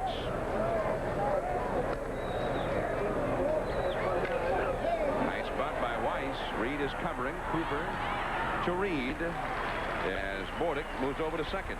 And see, I think this is the way the Oakland A's need to play with the present lineup. There you see the schedule, and 20 of 26 versus the West, and they've done very well against the West. And 13 and 13, kind of perfect on the road. Now, 3 of those 13 home games will be against the Twins right here, beginning 1 week from tomorrow, September 14th, 15th, and 16th. Tom Kelly, back when his club was 7.5 down, said that he wanted the Twins to be 4 games out by then. But I think he needs to be a little closer than that, actually, because their chances of sweeping the Oakland A's here at the Coliseum is not very good. Ricky Henderson with a runner at second, chance to drive in the go-ahead run, and Ricky has been the one hitter through this week when they've been struggling to have been getting it done. He had 3 hits in the first 2 games of this series. That's why I say I think it's a good play by LaRussa to bunt Bordick to second base. Because without a lot of power, I think you need to manufacture runs. Try to get 1 run at a time. All right, well, now you're Butch Hobson here. Right. First base is over. Why fool around with Ricky? Well, I think the problem is that in most cases, you do not put the go-ahead run on, add another runner this early in the ball game, because you'll get that much further behind. There's a strike. 2-1 to Ricky. But I also might add, he probably will not be very disappointed if Viola does walk him, but you'll find that most managers will not make that decision in this situation. But if he does walk him, they're not going to scold the pitcher. 2-1. Not very, very quiet here in Oakland. And he also has enough confidence in Viola's pitching know-how that he knows he's not going to give in to Ricky. He's going to try to make tough pitches to him. Foul out of play. 2 balls, 2 strikes in the 5th inning with 1 out. You see, we told you the last 6 games, Oakland with only 2 hits in 41 at-bats with men in scoring position. They had a 3-game series here with Baltimore right after Canseco was traded. And each day it was a new study in frustration against the Orioles pitchers here. They just could not get that big hit and lost all 3 games. Now they've been getting blown out by the Red Sox the last 2 days. Center field, Zupsik. And going back to second will be Bordick. So Ricky is retired. Out number 2. 1-1, last of the 5th. 2 down and Bordick at second. Oakland atop the division. With a win, that will be 5.5 and 7.5 over Chicago. White Sox somehow have been staying alive, but you see they were beaten today. A rookie pitcher by the name of Pierce pitched a beauty for the Royals, and Toronto defeated Minnesota coming from behind. Ed Sprague with the big 3-run homer in the 7th inning, and Todd Stottlemyre. 3 straight very strong starts. Here's Blankenship to try and get that big hit. 2 for 42 now for Oakland. And those clutch at bats. Change up. Foul tip, 0-1. Well, once McGuire's back in there, and once the real Ruben Sierra's in there, I think tough to judge him right now for what? How many days? Well, I think it depends on how soon McGuire's back, but I still believe, you know, that Sierra will help them a lot. And that changeup misses. 1 ball, 1 strike. Mark McGuire. He'd only been on the disabled list one other time in his major league career. That was in 1988. And he said even then he wasn't hurt badly enough to have gone on the disabled list. He said he was ready to go about 5 days after they put him on the list. Well, I think you'll find that it will take McGuire a little while to get back into the swing of things because he's had such a big swing. And it'll take him a little while to get his timing back. Blankenship fouls it away. 1-2. Listen to this Oakland crowd now. They're so quiet. It's almost as if they said, hey, what's the point of cheering and getting all excited? There's more gloom right now in this ballpark. Well, John, I think the fans still have to be convinced that this was the right thing for the Oakland A's to do. You know, the players are convinced and the management is convinced, but the fans still have to be convinced that this was the right thing to do. All the fans see is that they've lost 5 in a row. They don't see, you know, the future or whatever. They see that they have not won since they traded Canseco. 2-2 now to Blankenship, who is lined out to center, and he has walked. There's a runner at second base, Mike Bordick. Blankenship trying to bring him home in a 1-1 game. The Jose Canseco fan club is still out here. A little play on words there, half-wit. Now Blankenship backs away. They said the other, was it yesterday or Friday, somebody put a sign up out in the bleachers that said something to the effect of drug test Sandy. See again the harsh reality of the Athletics slump these last few days. If you talk to Tony La Russa, he believes that's just what it is. It's unfortunate that it came at this time, he believes, but he doesn't believe that it's really had a mental effect or psychological effect on the clubhouse. Ball 3. This Blankenship, this guy gives you a tough at bat every time.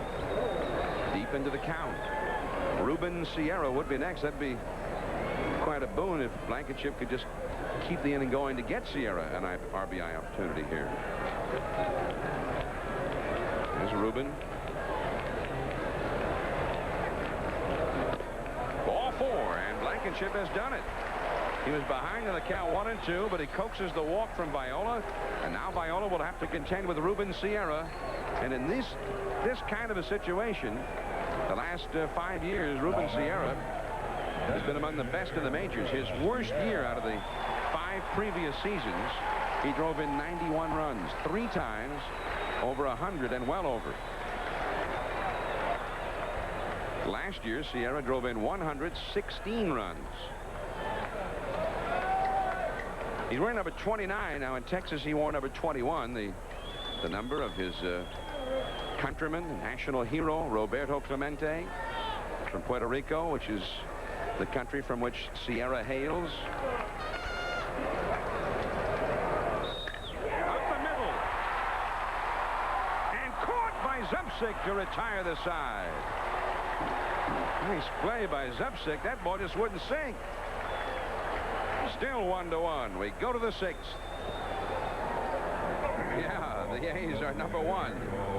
1-1 as we go to the 6th inning here. Those A's fans suffering this week, but not giving up hope. And this looked for all the world like a base hit when it left the bat. He just hit it too hard. I mean, that was a bullet, a line drive that carried all the way to the outfielder. Zubcic makes a good catch just off the top of the grass. You can see he does make the catch, but the ball was hit like a shot. Here's Mo Vaughn, still 1-1, sixth inning. The sharp slider by Witt. Strike one. Vaughn couldn't check the swing. Vaughn singling up the middle in each of his 2 at-bats previous. And he has scored Boston's only run tonight. 1-1 in the sixth. The Red Sox trying to sweep the Athletics before heading to Texas, and we'll see them in Texas tomorrow night against the Rangers. So they're playing the Athletics this weekend. Now they'll go to Texas and face Canseco. Interesting. We're having a back-to-back days here where we get to see everybody involved in these trades, right? Yeah. And also we get to see Roger the Rocket Clemens and Nolan Ryan. The Rocket and the Express on the same field. I'm looking forward to that. Head-to-head as ball 2. 2-1 to Vaughn. That's the 70th pitch thrown, by the way, by Bobby Witt, which for him is that's not bad. I was going to say that's very good for Bobby Witt because under the circumstances. That is the game where he'd be up around 100 already by the 5th or 6th inning. The breaking ball for a called strike 2. 2-2 the count to Vaughn. So tomorrow night, that's 8 o'clock Eastern, 5 Pacific, 7 Central, from Arlington, Texas. One of those rare matchups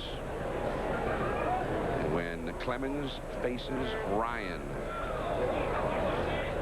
And Clemens also will be facing Canseco. Down the left field line, Ricky Henderson in foul ground. So Mo Vaughn fouls out to the left fielder. For on number 1 of the Boston 6th inning, the batter will be Jody Reed. John, looking at Vaughn, he shouldn't have any trouble keeping his head still. He's got about a ton of gold around his neck. Keeps it right on the ball, but pitches up and away, moving away. And watch, his hands drop below the ball. Now he tries to get them back up. Can't get them back up in time. And he gets under it. And that's what happens when you chase a Bobby Witt high fastball. Jody Reed. A little bit low, ball 1. Reed has lined to left and he has walked. 1 ball and no strikes. Talking about that matchup of Clemens and Ryan. 2 hard throwers. And of course the legendary Ryan, and Clemens, who's building his own legend. Going head-to-head tomorrow.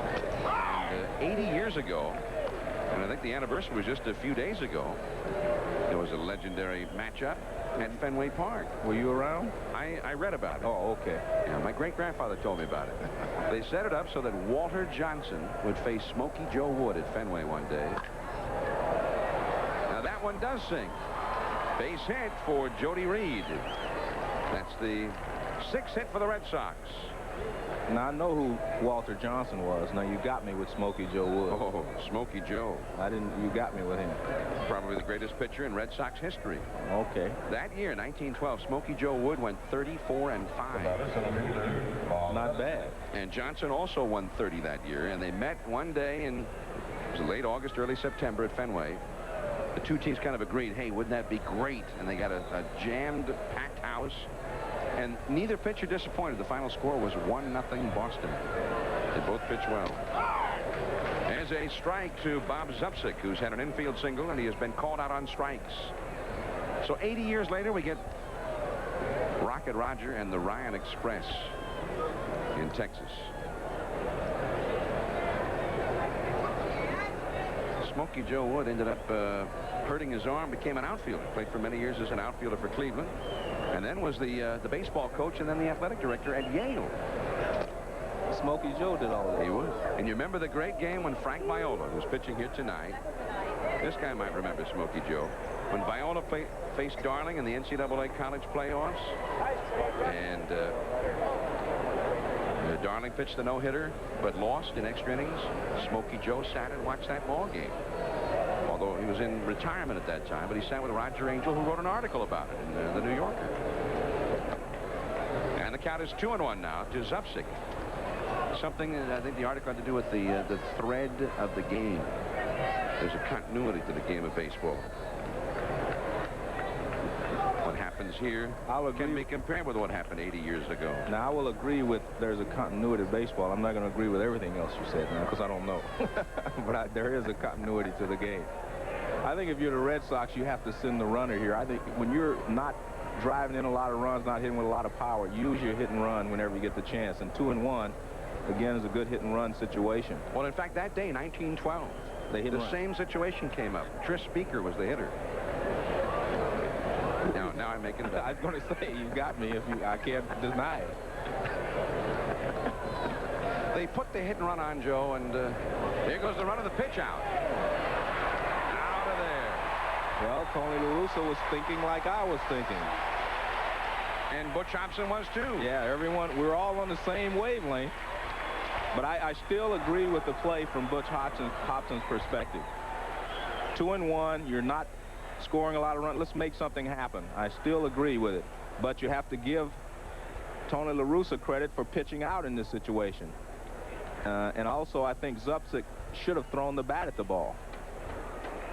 That would have at least distracted. Yeah, you got to do something. That would have distracted Terry Steinbach a little bit. Foul ball just outside the bag at third. Full count now to Zubcic. 2 down and nobody on in the 6th inning.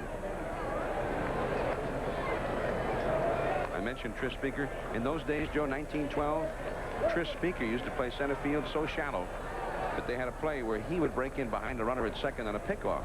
Yeah, but he didn't have Ted Williams or Willie Mays or somebody like that hitting if he was playing that close. No, the ball was dead. Oh, okay. Well, yeah. Okay. The Bambino, because I actually played that deep sometimes, was still off on the horizon at that time. All right.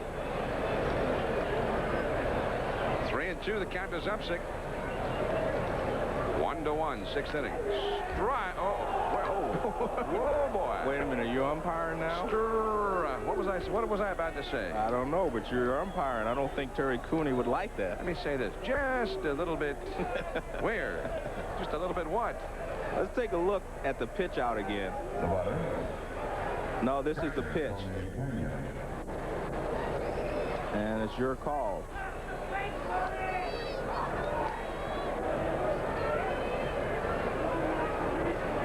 Terry Cooney thought it was, I think, high.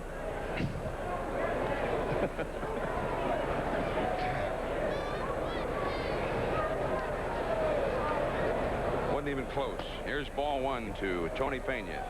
4th walk allowed by Bobby Witt. And that's what Terry Cooney said. He says either a strike or it's a ball. He said ball 4. Terry Cooney, of course, we've been talking about Roger Clemens. He is in the legend in the making himself right here in this ballpark. Playoffs a couple of years ago. He and Roger have kissed and made up since then, haven't they? Sort of. Weiss. And he gets the force out. No harm, no foul. 1-1, Dave Henderson, Carney Lansford, and Steinbach when we get back. Tonight from Oakland, California, ESPN Sunday Night Baseball's Game of the Week. I'm John Miller, along with Joe Morgan, your Sunday night telecasters. Tonight, beneath blue skies on the shores of the San Francisco Bay, we've got the Athletics battling for another division title. They've won 3 times in the last 4 years.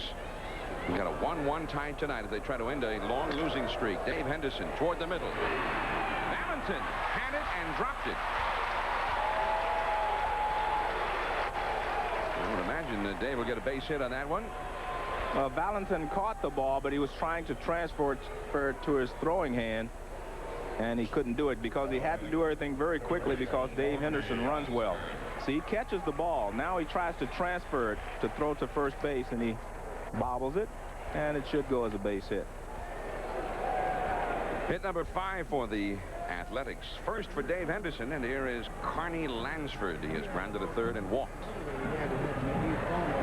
They lob throw to first, and Dave is back. Dave Henderson, of course, has one of the most memorable home runs in Red Sox history. 1986. Bill Buckner never would have had a chance to even go for that ground ball in Game 6 of the World Series if Henderson hadn't hit his dramatic home run in Game 5 of the championship series in Anaheim against Donnie Moore with 2 down. Incredible. What a home run it was. And of course then Dave went on to Oakland a couple of years later and has had a lot of big home runs with the Athletics. But now here's Carney Lansford, who also used to be a Red Sox and won a batting title. while with the Red Sox. There's also sort of a trivia question in Red Sox annals. He was the last man to play third base before Wade Boggs took the job. And it was Carney who, one night, tried to go for an inside-the-park home run against the Tigers. Lou Whitaker made a great throw to the plate to Lance Parrish, and Carney made the mistake of trying to crash into Parrish. You know who won that duel? Well, Carney went on the disabled list for a month, and they gave the job to Boggs for a month, and Boggs hit .420. Boggs had about 28 at-bats in June. You know, he never played. Got the opportunity and certainly made the most of it. It wasn't much later that they traded Lansford. Carney takes the ball inside, 2-1. Carney Lansford, one of the rare right-handed hitters to win a batting title. Right. And a lot of people may wonder, well, why is it rare for right-handed hitters? Well, for a couple of reasons. Most of your pitchers in the major leagues are right-handed, and they have an advantage against right-handed hitters. So the left-hander obviously has an advantage against the right-handed pitchers.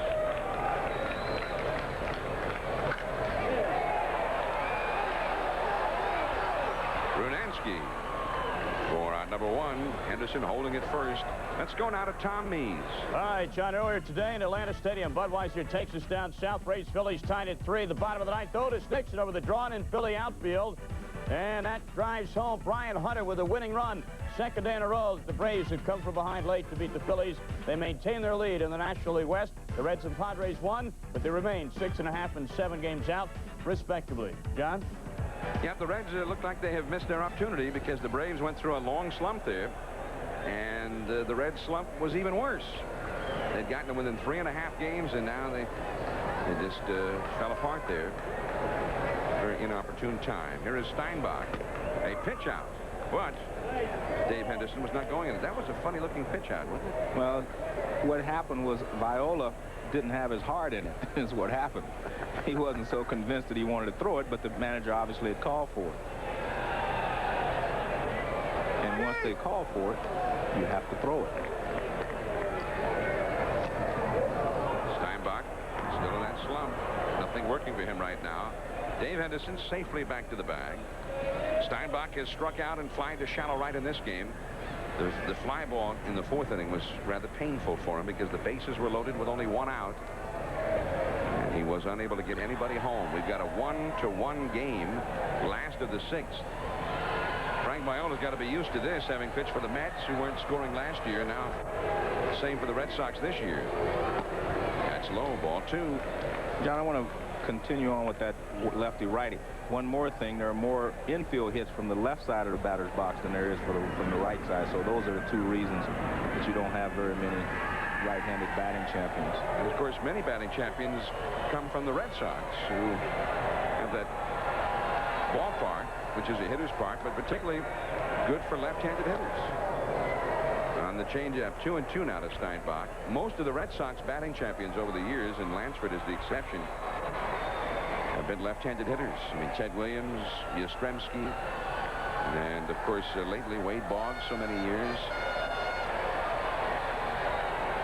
All lefties. Fred Lynn had some great years there as a left-handed hitter. Little tap. Valentin, the second one. Reed back to first. 2 double play. Down go the Athletics, and we're moving into the late innings. Still tied. Valentin, Hatcher, and Cooper coming up. 1-1 from Oakland. A's in the West. The Pirates go for number 8 in a row against the Dodgers, and we'll have all the NFL biggies, including a conversation with Al Davis. Keith Olbermann for Dan Patrick. Join us tonight on SportsCenter.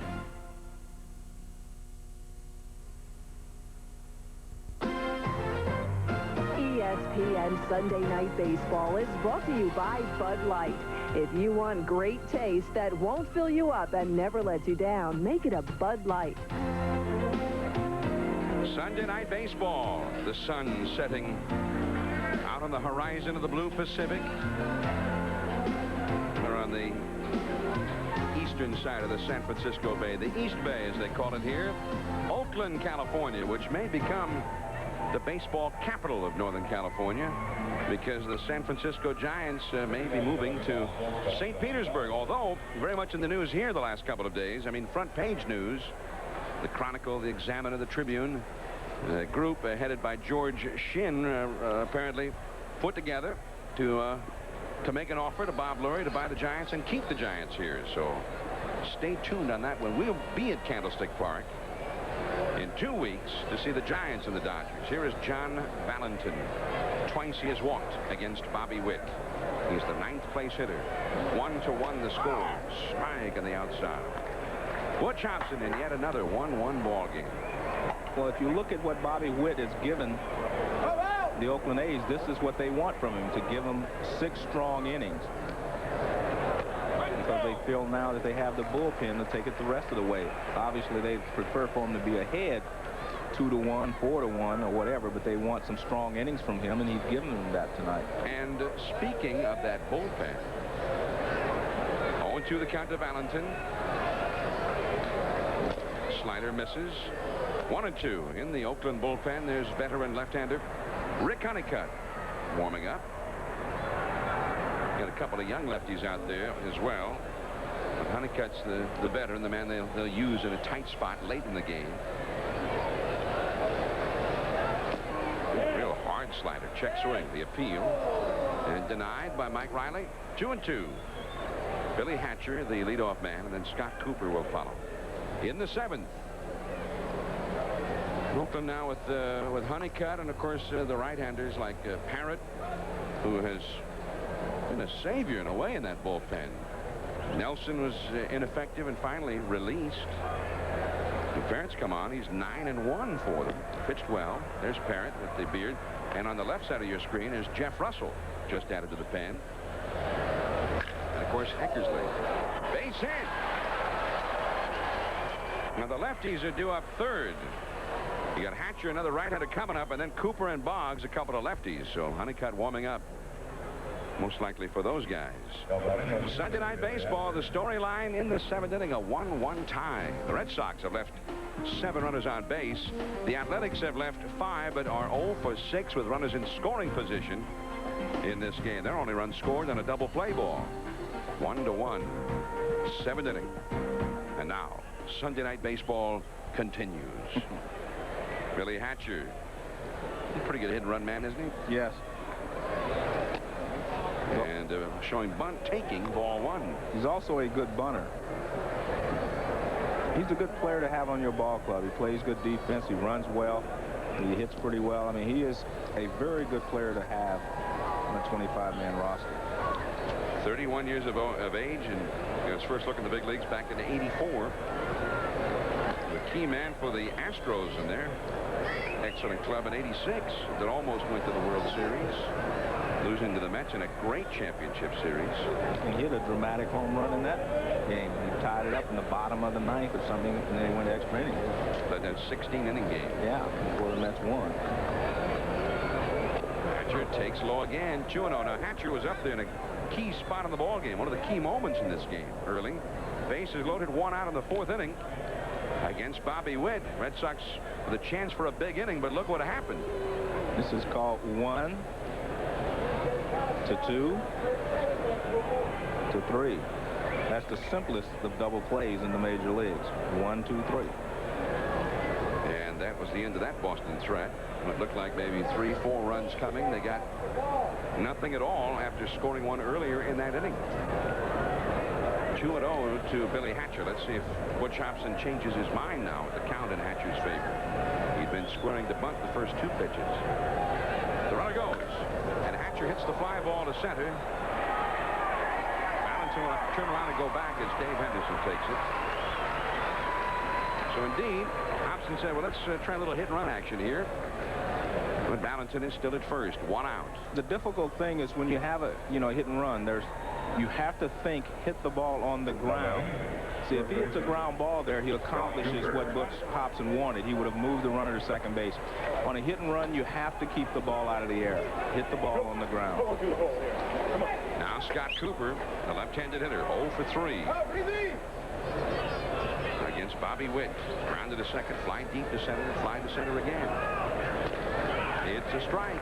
Meanwhile, the left-hander, Honeycutt, still out there in the bullpen, ready if needed. Boggs, another left-handed hitter, is on deck. This Honeycutt, along with bullpen coach Kushner.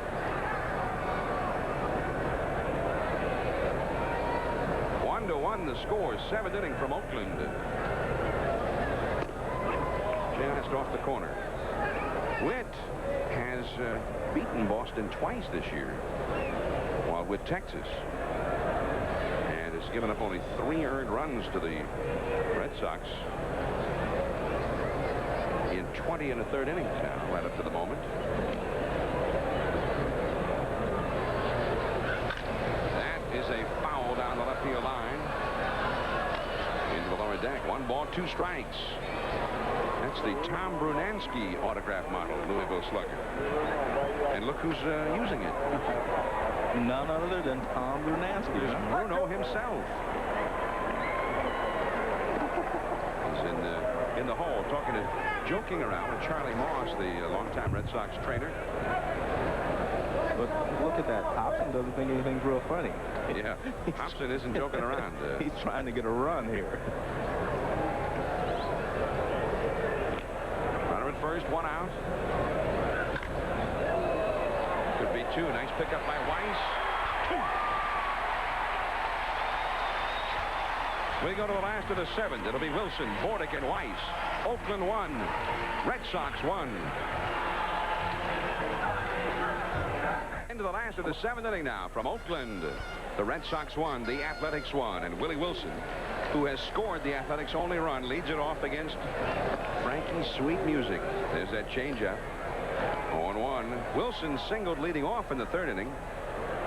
But then in the 4th inning, with the bases loaded and 2 down, he had a little tapper right back to Viola to end the inning. Bordick will follow, and then Weiss. 1-2 again, the soft stuff from Viola. And there is Dennis Eckersley. And in the foreground there, the mustachioed Jeff Russell. They got 2 of the best closers in the American League in the same bullpen now. Yep.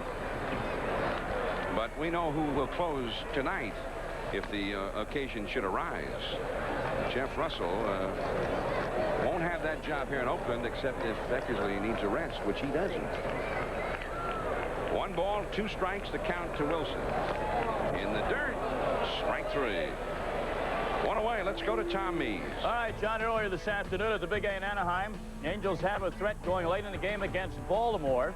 2 runners on. Chad Curtis looks like a little guy at the plate, but gets all of this one. A big drive to right center over the Brewer logo. 3-run homer, and that was the margin of victory. The Orioles are now a 1.5 games behind Toronto. They're heading home to take on the Yankees tomorrow. Milwaukee's home to Cleveland tomorrow. They trail the Jays by 5.5. John?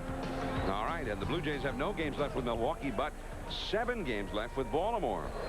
The American League East. Here is Bordick, and he takes a strike. 0-1. Bordick has singled, setting up that first Oakland run.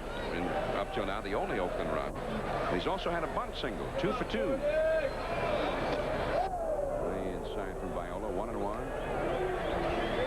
Bordick now hitting .301 for the Athletics. Now, that Oakland bullpen is busy again. Here's the 1-1 pitch. Right to Jody Reed. For the first time, Bordick is retired. 2 men gone in the Oakland 7th inning. Viola with a 5-hitter going. There is Jeff Russell, number 23, the right-hander. And Honeycutt, the left-hander, is also up again. Shortstop. Jeff Russell has an excellent fastball, good hard breaking ball. Perfect closer. So you wonder, is Bobby Witt finished for the night, or are they just getting ready just in case something happens in that 8th inning? Honeycutt's throwing awfully hard down there, so I think he may be coming in to face the left-handers, as you mentioned. You know, Boggs. There'll be Broggs, Brunansky, and Vaughn. 2 of the 3 hitters are left-handed. Foul ball. 0-2 the count to Weiss, who has hit into a double play and had a sacrifice. There's Bobby Witt, 7 innings tonight in his Athletics debut. 1 run allowed, 7 hits. But only 1 run of support. It's not his game to win at this point. Right to Valentin. Weiss is retired. Nola has his easiest inning since the second inning. We go to the 8th inning. Boggs, Brunansky, and Vaughn, 1-1. Tonight, ESPN Sunday Night Baseball's Game of the Week from the Oakland Coliseum. And we've got a pretty good one going here. I'm John Miller along with Joe Morgan. It is Boston 1 and Oakland 1 as we head into the 8th inning now. And a new pitcher has come on for Oakland. 38-year-old left-hander Rick Honeycutt gets the call in relief of Bobby Witt to face Wade Boggs in a 1-1 tie here in the 8th. Well, he throws a sinker and a slider, and he has been the setup man for Dennis Eckersley. And now that they have Russell out there, they have a left-hander and a right-hander. He comes in mostly to pitch to left-handers down the stretch, but a very good sinker. That's his best pitch, and he throws a hard slider as well and a slow curve. Boggs has singled, flied to left, and grounded to short, 1 for 3. The right-handed hitting Brunansky will follow. Here's ball 1 to Boggs. Now in the bullpen, Jeff Russell is still up, so see how La Russa wants to play it here. To get the Mo Vaughn, Honeycutt would also have to face the right-handed hitting Brunansky. That slider for a strike. 1 ball, 1 strike. Of course, Boggs this year, as he said himself the other day, everything's backwards. He's hitting lefties better than right-handers, and he's hitting better on the road than he's hitting at Fenway Park. Always the opposite of what you would expect. 2-1. He is 4 for 8 in his career against Honeycutt. He's done well against this tough lefty. Well, because he doesn't try to pull the slider, you go the other way with it. Gives him a little bit of advantage against Honeycutt because it takes his best pitch to sinker away. There's that slider to short twice. And Boggs is out, 1 away. So 1 away as Honeycutt gets Boggs in relief of Bobby Witt, not Mike Witt. Bobby Witt. Bobby went 7 innings and gave up just 1 run and 7 hits. And the Athletics are hopeful that that's what they're going to be getting from Bobby Witt. Here's La Russa, so he wanted Honeycutt just to get Boggs. And Jeff Russell comes on to face Brunansky. We'll be back.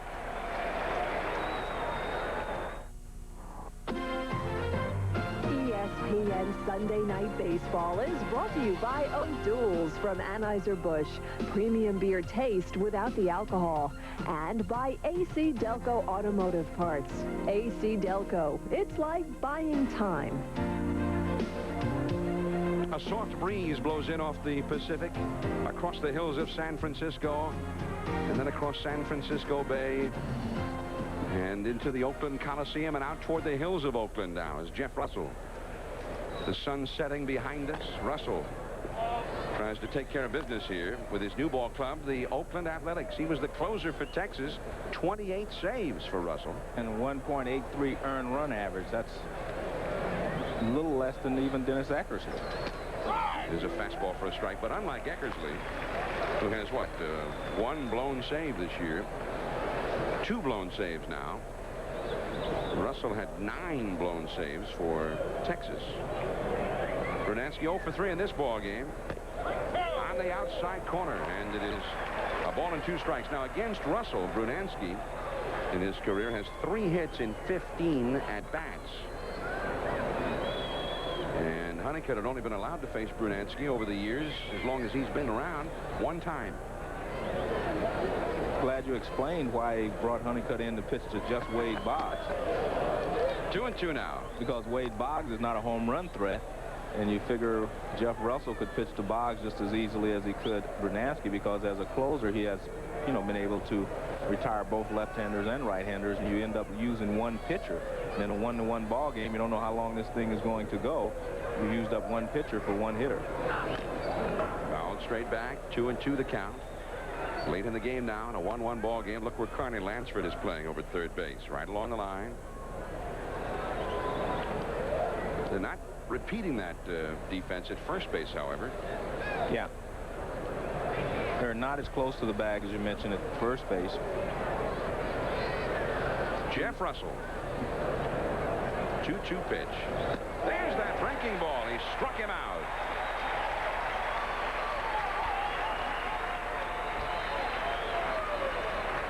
Well, Jeff Russell shows his assortment of pitches here.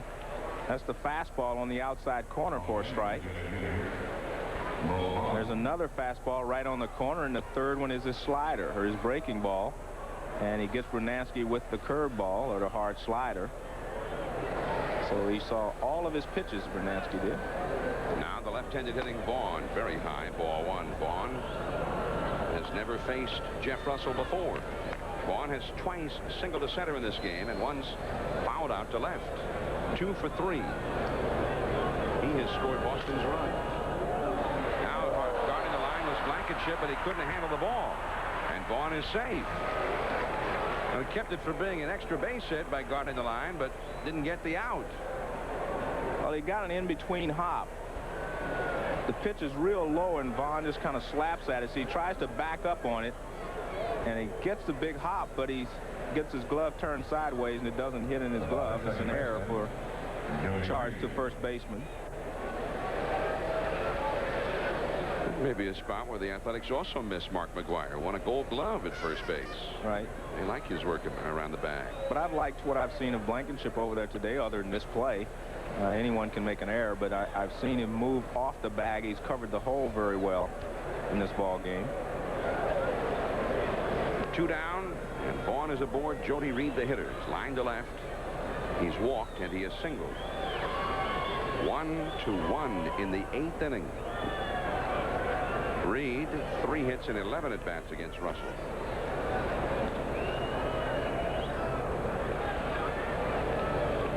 Russell becomes a free agent at the end of this year and is not likely to sign with Oakland. He says his wife told him she won't move out here. Well, afraid of earthquakes. Well, not only that, he just started building a new home there in the Texas area, in the Arlington area. He liked it down there. Sunday night baseball from Oakland, top of the 8th inning, 1-1 the score. Into the hole, Weiss knocks it down. But everybody will be safe. Vaughn to second, Reed to first. And the 2-out error by Blankenship may have gotten something started here. This is a base hit all the way, but it just seems to me, watching Walt Weiss, that he has lost just a little bit of his range. Because I've seen Walt Weiss get over a little quicker. I mean, not that he could have made the play any differently, but he seemed to get a late break on that ball. Not quite as quick as I've seen him in the past. Second hit for Jody Reed. 2 men on with 2 men out. 8 hits now for the Red Sox. And here is Bob Zupsik. Zupsik, a football player in high school. He was recruited by Penn State. He's 6'4", 225. But he ended up at Oral Roberts University playing baseball. Now he's in the show with the Red Sox. Tonight he has singled, struck out looking, and he has walked. 2 on, 2 out. Here's the curve, but it's too low. Ball 1. John, you mentioned that, you know, Russell will probably not sign with Oakland. What happens if Sierra doesn't sign? Then it becomes a Bobby Witt or Jose Canseco's trade straight up. And I guarantee you these fans are not going to be very happy about that here in Oakland.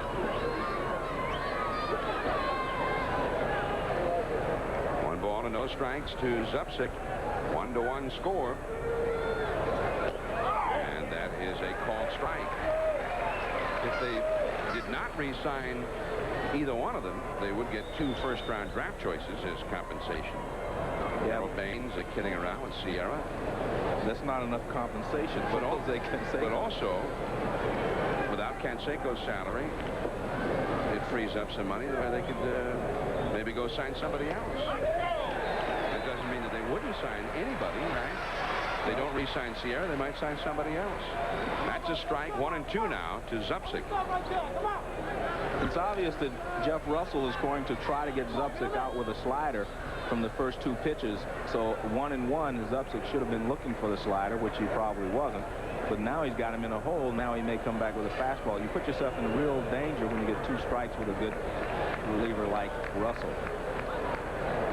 Strike 3 call with a fastball. Yeah. 2 men left. 89 miles an hour on that one. It's the top of the order coming for Oakland now. Against Viola, Ricky Henderson, Lance Blankenship, and Ruben Sierra. It is 1-1 after 7 1/2. The Boston Red Sox won. The first place Athletics won. It's the last of the 8th inning. And now Oakland will give it its best shot. The top of the order here is Ricky Henderson against Viola. The curveball misses for ball 1. And Ricky is 0 for 3. And this is where Ricky Henderson is the most dangerous in a tie ball game late in the game, and he's the leadoff hitter because he will make you work, and if you give in to him, he can hit the ball out of the ballpark. Too high. 2-0. Now, just in case they get a run, there is Eckersley up in the Oakland bullpen. He'll be ready. The Boston bullpen is also busy. This is a dangerous pitch for Viola because Ricky can sit on the fastball and try to hit it out, or he can take the pitch, as he does, and still be ahead in the count. 2-1. Ricky Henderson with a .430 on base average. In only 95 games this year, he's walked 79 times. 3-1. And you're back in the same situation. You know, Ricky will decide what he wants to do, whether he wants to take the count to 3-2, or whether he wants to sit on a fastball from the middle of the plate in and try and pop it out of the ballpark. Blankenship on deck. Ruben Sierra due up third in the inning. 3-1. He walked him. And that's why we said he's the best leadoff hitter in baseball. He knows how to get on base, and he will get on base. Now in the Boston bullpen, Gardner is up, and here comes Butch Hobson out. You see the signal going from the bullpen that Gardner is ready. See, Mike Gardner. If I'm Hobson here, I do not take Viola out right now. Viola has a better chance of keeping Ricky Henderson close at first base than Gardner does coming out of the bullpen. Unless, you know, of course, Viola says he's had enough, which I doubt. And I agree with this move. I definitely wouldn't take him out right now. There's Hobson more like giving orders there. Right. Here's what I want you to do if they do this or this or this. They could bunt, they could hit and run. Ricky could just try and steal, and then they could bunt. To be honest with you, this is where I've always said that there's a difference between, say, Ricky Henderson and maybe a guy like Maury Wills. In this situation, Maury Wills would steal second base, and then they may bunt him to third.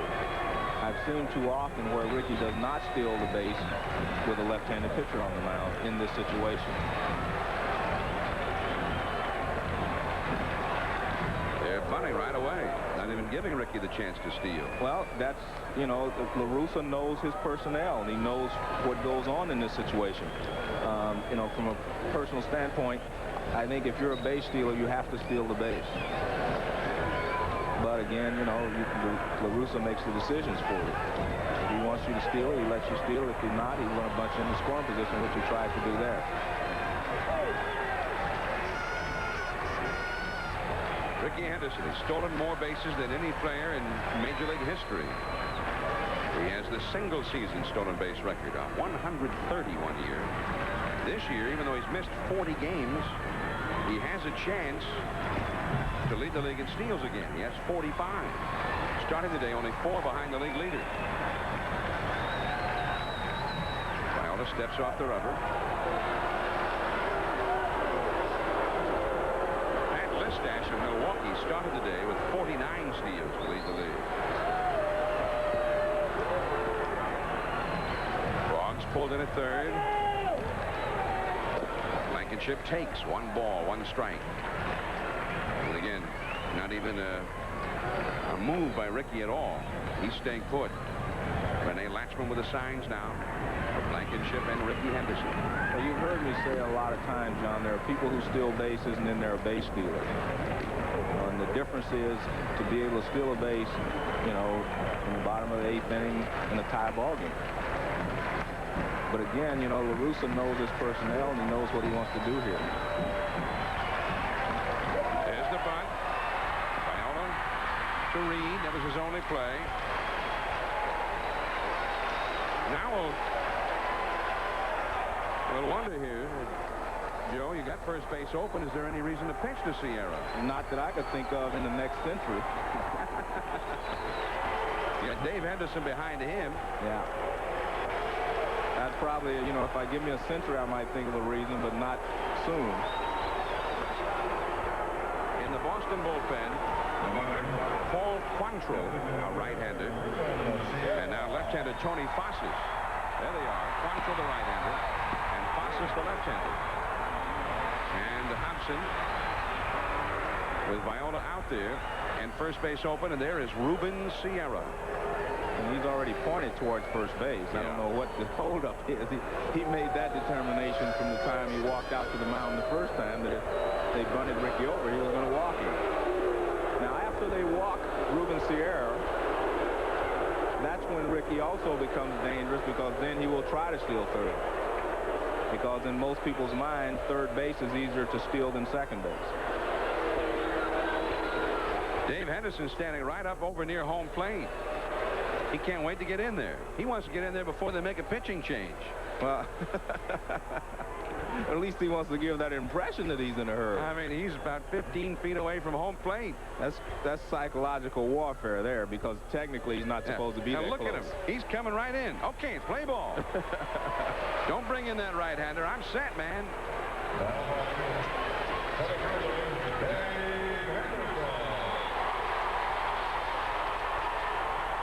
Dave Henderson, he got a big standing ovation when he was introduced last Tuesday when being activated from the disabled list. Henderland, they love him here in Oakland. This is his kind of game, his kind of spot. ESPN Sunday Night Baseball, game on the line, 2 on, 1 out. Deep into left center, but playable for Hatcher. Ricky Henderson tags and bluffs. So, just like that, 2 men are gone. Let me go back to something I said at the beginning of the inning. Okay, if Ricky Henderson steals second base, then you bunt him to third. That's the go-ahead run right there. You know what I mean? That's why that fly ball brings Ricky home from why? You know, my point, I guess, is if you have the speed and you have the Ricky Henderson, the guy that's stolen the most bases in the history of the game, even if he gets thrown out, I think you have to give him a shot. Well, Ricky's had injury problems. I mean, you think that he's not 100%? He told me, he said before the game he was 100%. Yeah. He told me as well. The pitch to Lansford, fouled off to the right into the second deck. 0-1 to Carney. Oakland still cannot get that base hit with a man in scoring position. They've not gotten one tonight.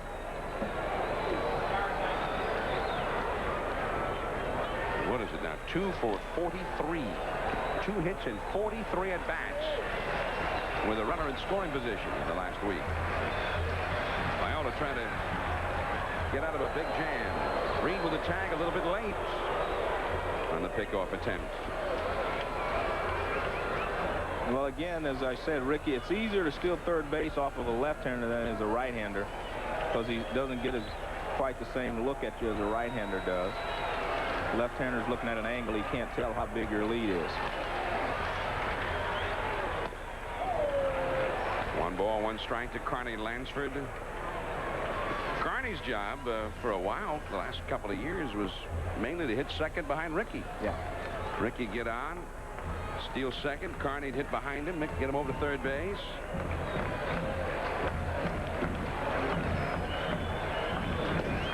That is strike 2 on the outside. Oh, making a great pitch there. 1 ball, 2 strikes.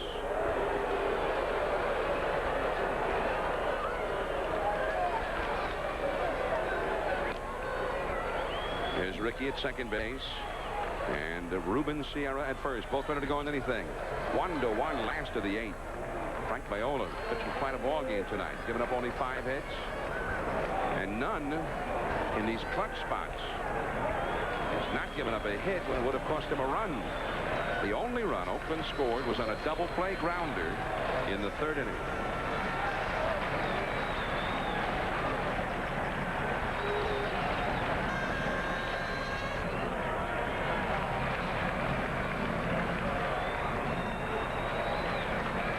Taken out. Lansford backs away. I've never seen Ricky do so little in a spot like this.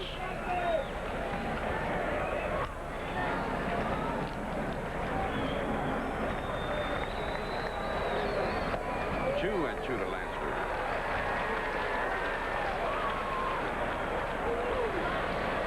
It's like Oakland playing not to lose, not to make a mistake. Well, we talked about, you know, relaxing and winning, or winning and relaxing, you know, which comes first.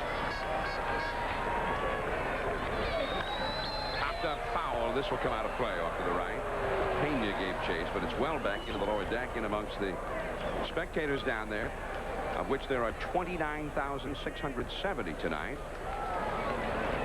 And this, the weekend, the traditional final weekend of summer.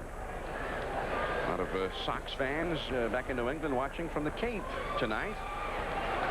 We'll be heading home tomorrow. Tuesday, back in New England, by the way. As soon as everybody's left the Cape, they turn off the heat.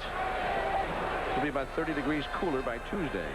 What you see here is Tony Pena talking to Viola, and sometimes you're the last to know if your fastball has gotten a little short, if you've lost a little bit off of it.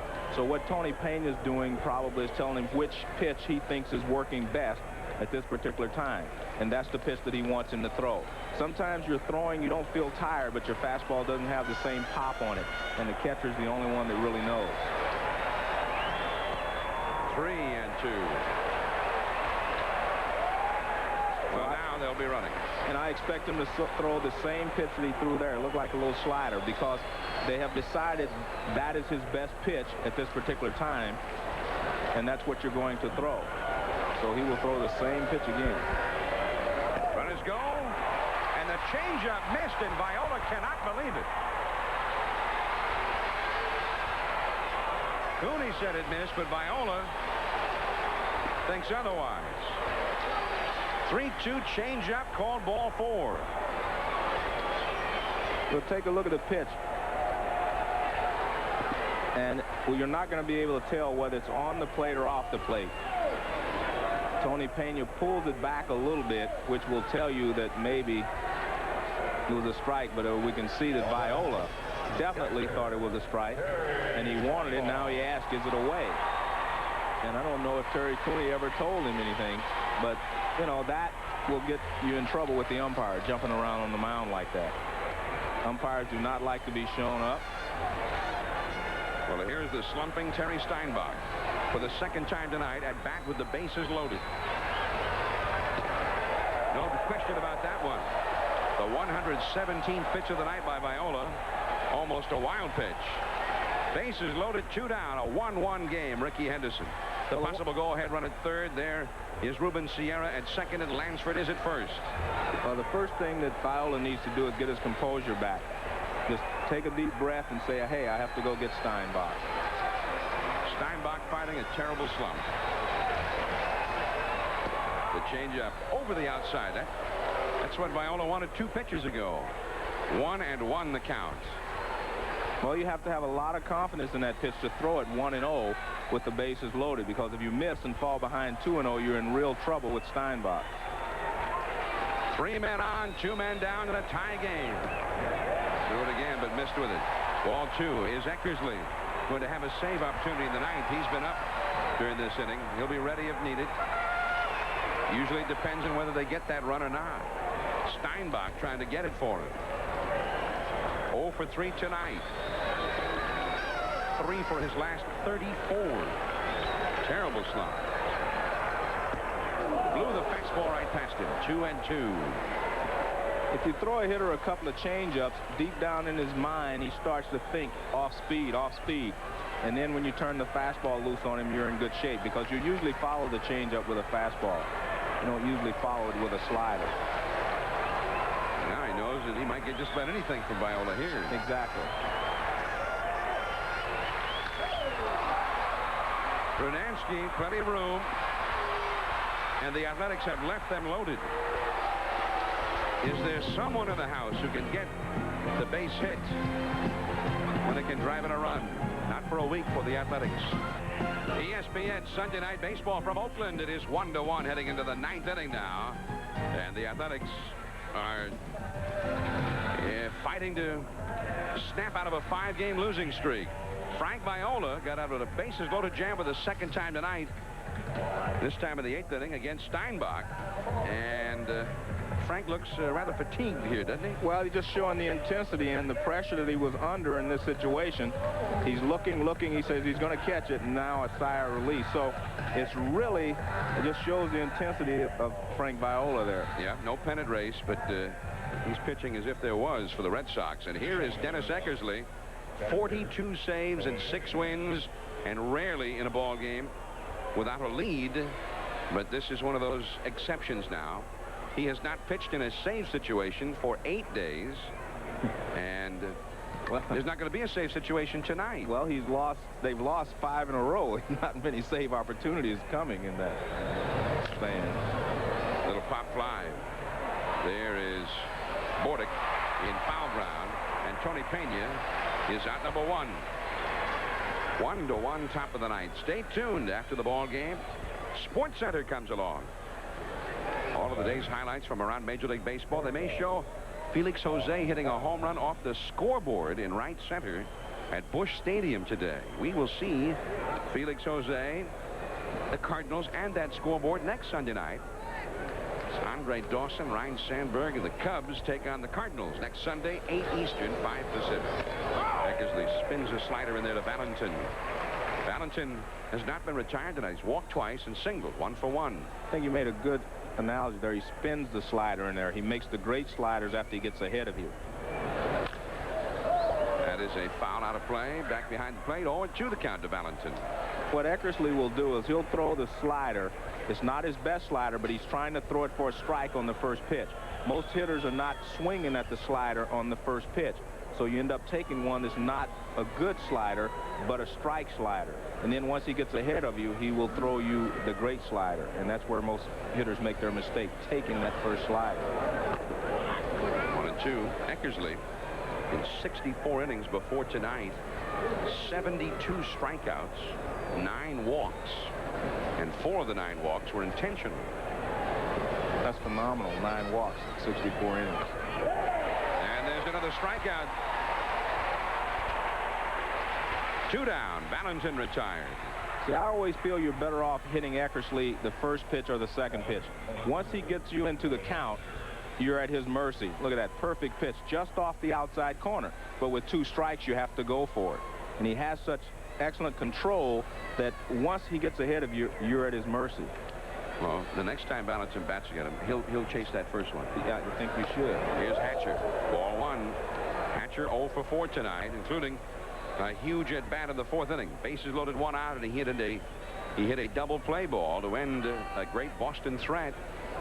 1-1, top of the 9th. Ooh.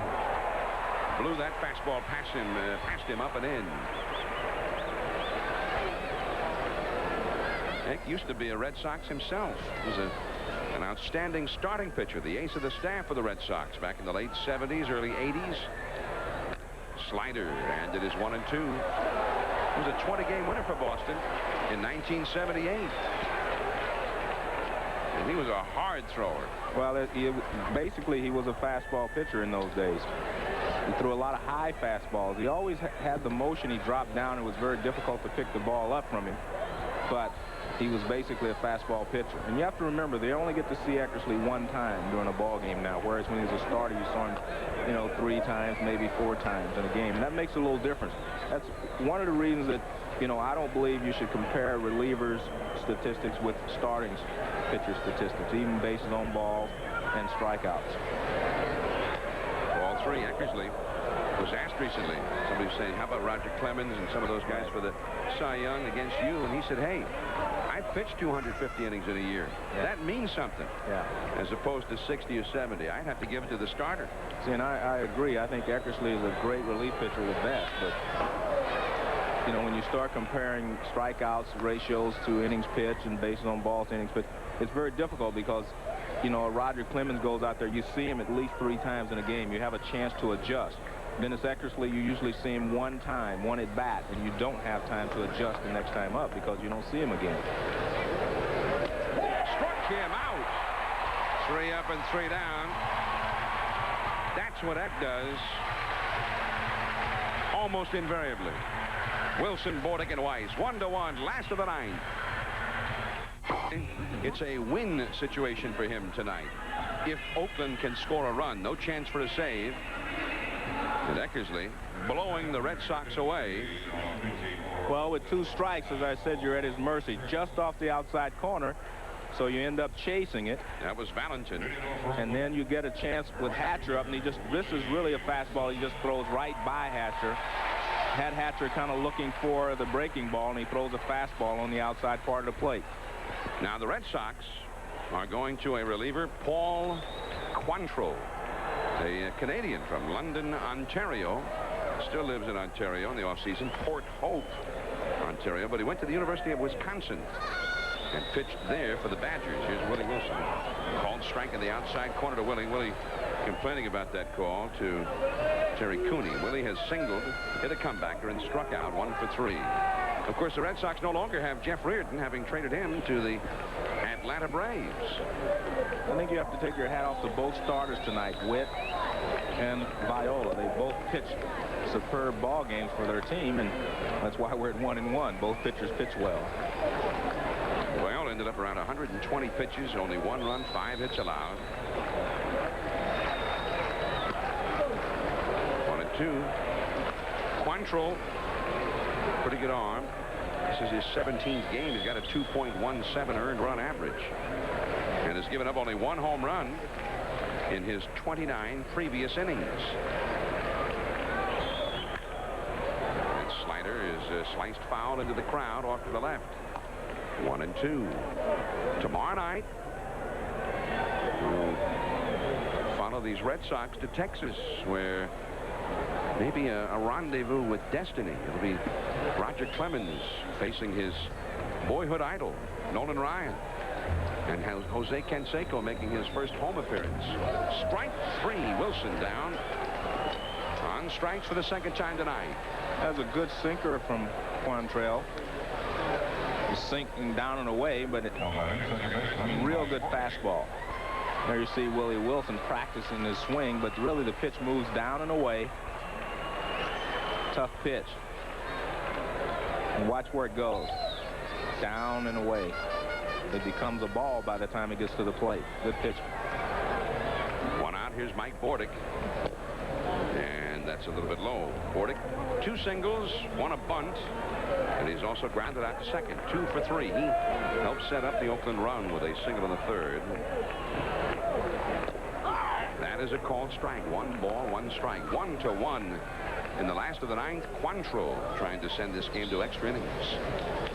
Oakland will be seen tomorrow in the middle game of our ESPN triple header at 4:30 from Anaheim. And then at 8 o'clock Eastern, 5 Pacific, we'll have the Texas Rangers, Ruben Sierra's old team, Jose Canseco's current team.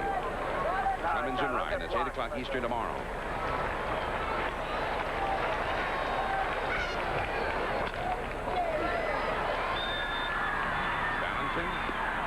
Bordick is retired out number 2. 2 men gone, and here is Walt Weiss. Sports Center.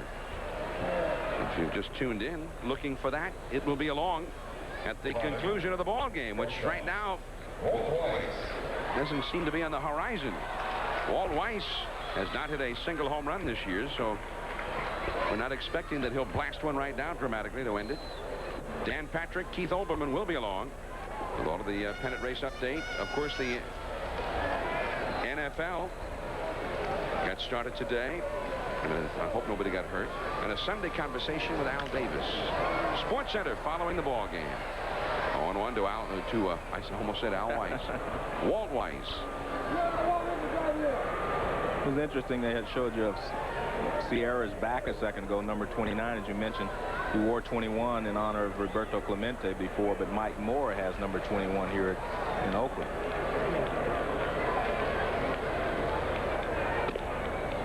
Off the outside. 1 ball, 1 strike to Walt Weiss. Ricky Henderson would be next if Weiss could somehow get aboard here. There's the Weiss watchers. The Weiss watchers. 2-1 the count. This may be a situation if you're Tony La Russa and the Oakland A's, you're sitting there and saying, hey, maybe we do not want Wise to get a single. If he can't get an extra base hit, we may be better off letting Ricky Henderson lead off that single. Lead off in the 10th. And by the way, we're going to the 10th. Cooper, Boggs, and Bernatsky coming up. 1-1. Ball game on SportsCenter. Sounds like an interesting one there with Al Davis. You know, when Tony Conigliaro suffered the tragic ailment that caused him to be bedridden for his last days at age 36, Al Davis went to Boston to be with Conigliaro's family, to talk with them, to counsel them, and spent time with Conigliaro himself, who was in a coma. Very interesting man, Al Davis, yes, multifaceted. Here is Scott Cooper, 0 for 4 in the game, facing Eckersley. We are in overtime. It's the 10th inning. After last year, we thought this was sort of an ESPN Sunday Night Baseball tradition. Yeah, a lot of extra innings. Not so this year, but 2-0 the count. Just off the corner, and here's Eckersley with a rare 3-0 count. And how many times has he walked the leadoff hitter? We may be seeing a first here this year. 3-1. Cooper has grounded to second, fly deep to center, flied out to center, and grounded into a double play. Look at that. He averages missing the strike zone 1 time to each batter. That's the average. 3-1.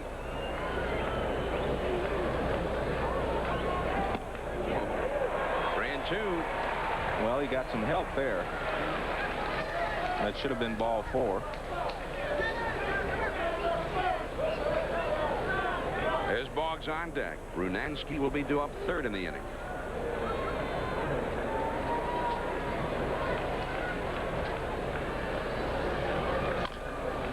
Came on the inside again, and Cooper again swung at it, fouling the pitch off. 3-2 the count. 1 run, 8 hits for Boston. The Red Sox have left 9 men on. 1 run and 5 hits for the Athletics with 2 errors and 8 men left on base. Both teams have had their chances to score. Blankenship got the glove on it, but it's a base hit for Cooper. One of the things you obviously do is protect against, extra bases, but that also opens up the hole a little bit more on either side of the diamond if you're at third and guarding the line or at first guarding the line. Red Sox have been looking at Cooper for a while as he came through the farm system as being a top-notch prospect. But they've been a little disappointed with his hitting so far this year. Cooper into the game hitting .252. He's had 235 at-bats. But he's bored now in the 10th inning against Eckersley, no less. And here's Boggs, 1 for 4. Strike on the outside. When Boggs first came up with the Red Sox in '82, Eckersley was still considered the ace of the starting rotation. Even when he came here to Oakland and they asked him to go to the bullpen, Tony La Russa asked him, Eckersley thought that was ridiculous, and he fought it. He criticized La Russa in the press about the move.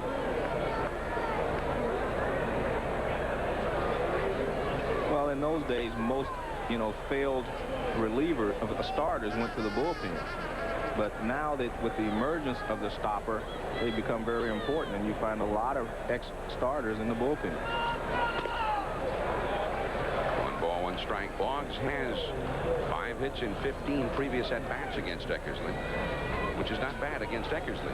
Well, I think it's very good, but that's Wade Boggs. Wade Boggs will handle, the pitches that Eckersley throws, the fastball and the slider. Plus, he will not chase many bad pitches. Again, Eckersley gets you out, getting you chase pitches after 2 strikes. Drops the slider in there. Strike 2 called. 1-2 to Boggs. What he has done in this at-bat is confused Boggs, in my opinion. The first pitch, he threw a fastball away for a strike. He went away with another fastball, so that leads you to think that he wants to keep the ball away from Boggs because the defense is playing that way, but then he comes back with a breaking ball that Boggs could have pulled in the hole. So Boggs doesn't know exactly what he's going to do now. That's a foul down the left field line. 1 ball, 2 strikes to Wade Boggs here in the 10th inning. As you see the totals, the storyline, Bobby Witt, the former Ranger, 7 innings in his first Oakland start. Then Jeff Russell went 2/3 of an inning to finish up the 8th. And Ruben Sierra's gone 1 for 3 with a walk. So all 3 of the former Rangers in there tonight. playing a role in this ball game for Oakland. And Sierra, by the way, would be due up third in the last half of this inning. Strike three, call on the outside corner. That's what I'm telling you. He had Boggs confused with his pitch selection. And how often do you see Wade Boggs take strike three? 3 years ago, I remember. Yeah, but that's why I say he had him confused. I could tell just the way Boggs was taking pitches that Eckersley had him confused. You do not see Boggs take that pitch against anyone else, but Eckersley mixed his pitches so well, he had Boggs thinking that it was going to be a breaking ball. Just if you would think along with him, that's what it looked like it would be. It was only the 22nd time Boggs has struck out all year, whether swinging or looking. Right. Brunansky, first ball swinging, fouls it away off to the right. 0-1. Brunansky has done some damage against Eckersley. 4 for 10 with a home run against him.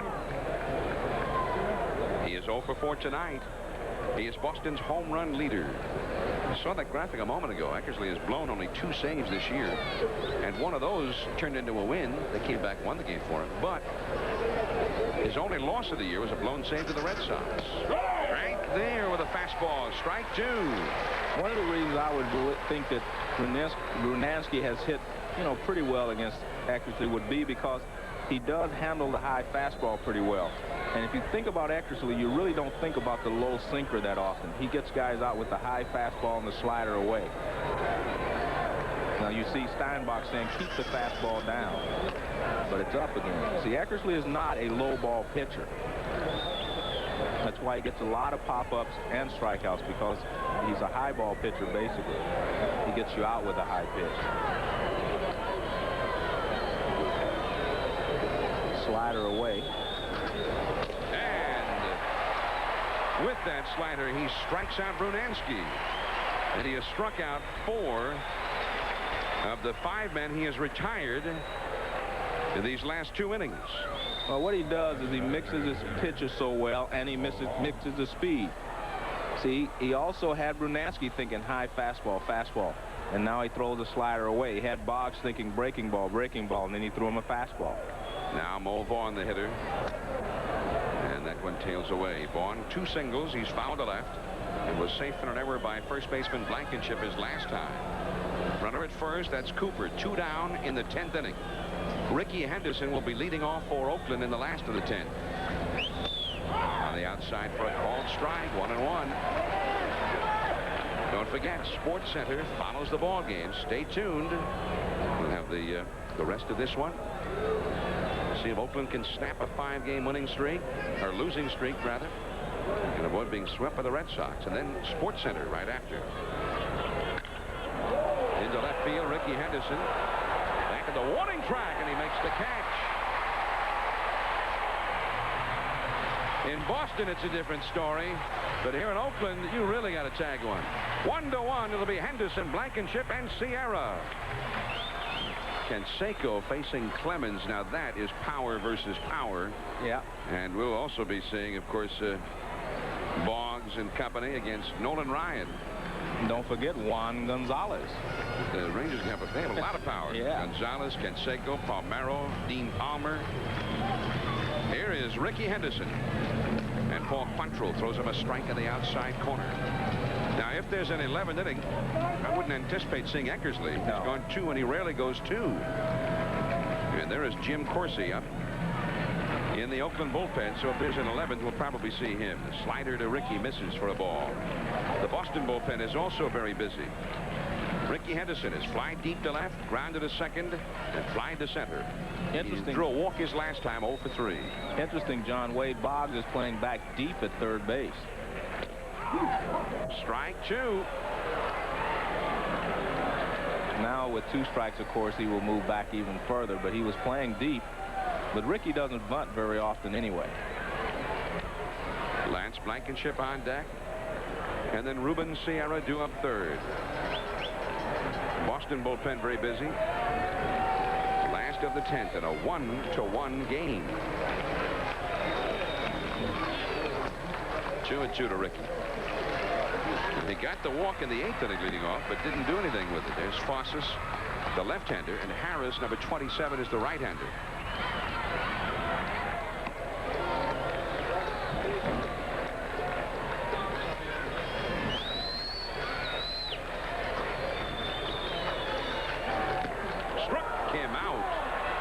Quantrill striking out Ricky Henderson. So there is one away. Well, Quantrill threw him a lot of sliders, and this is a 2-2 slider. And it breaks towards the outside corner, although it looks like it gets a lot of the plate. Not a bad pitch to hit, but watch Ricky's head. Stays right on it pretty well.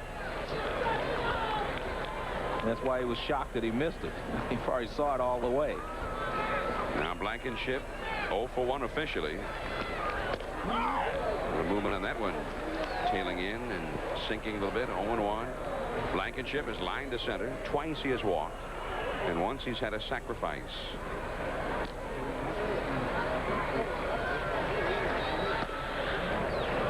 One ball, one strike. Ruben Sierra is on deck.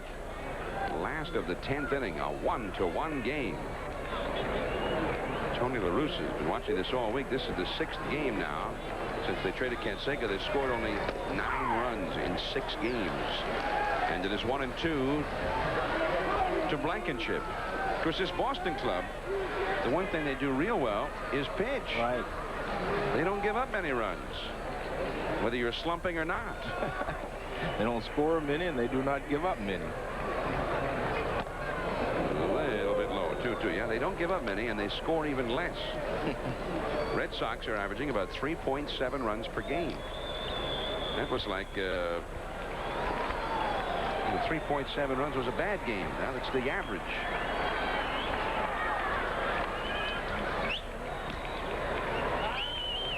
Quantrill has used his slider very effective against the right-handed hitters on the A's, and he's used his sinker effectively against the left-hander. So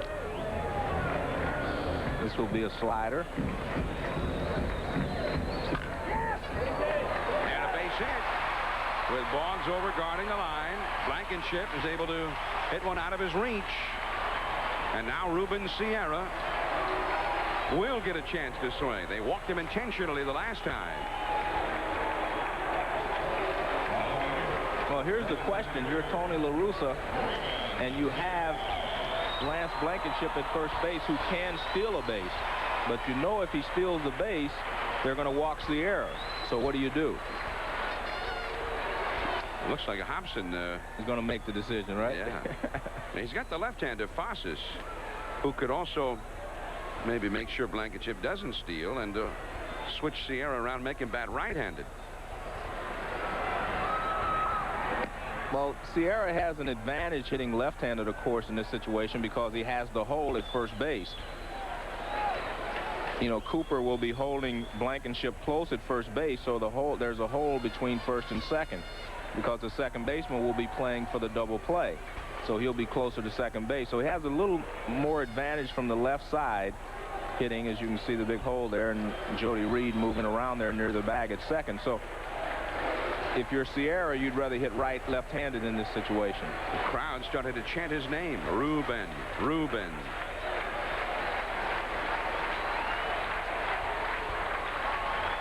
And Blankenship is back. Blankenship 19 steals, been caught only 5 times. Now, Ruben Sierra, he's got power, but he's not a Jose Canseco type power hitter. Blankenship back again. Ruben always up around 25 home runs to 30 or so, usually. That's a lot. But he has not ever had the 42 home run year like Canseco can put together. But he also hits 300, drives in over 100 runs. That's a called strike on the outside. And Sierra didn't think so. He's asking Terry Cooney about it. Sports Center right after the game. Ruben Sierra would like to make this truly a night to remember. I'm sure he'll long remember it.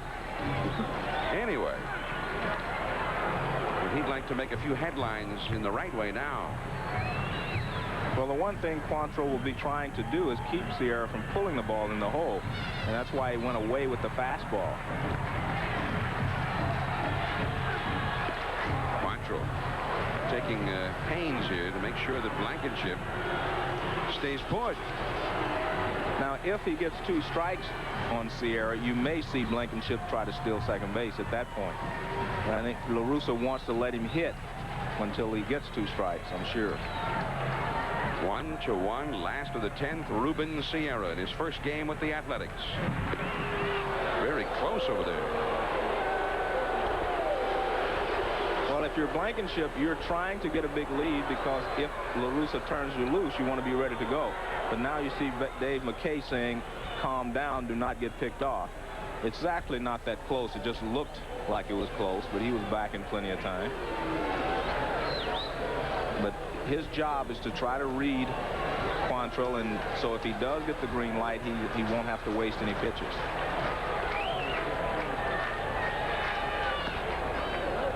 He gave it that little slide step, did Quantrill, speeding up the delivery, but he missed badly. 1 ball, 1 strike.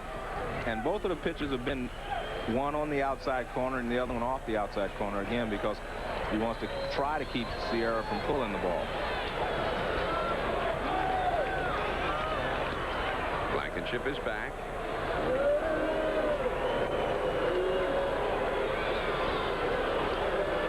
Tony Pena kind of gave that away, that pitch. He moved on towards the outside while Quantrill was taking his stretch.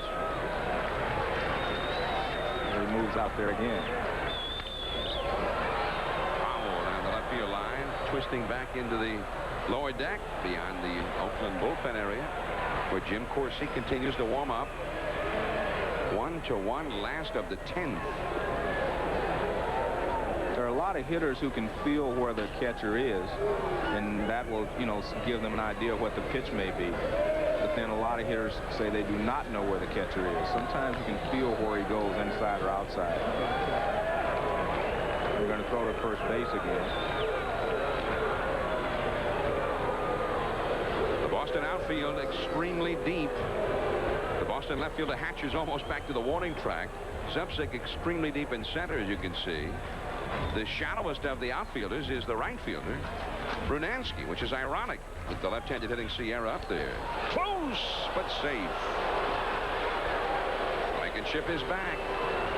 And they do have that 2-strike count on Sierra that you were talking about.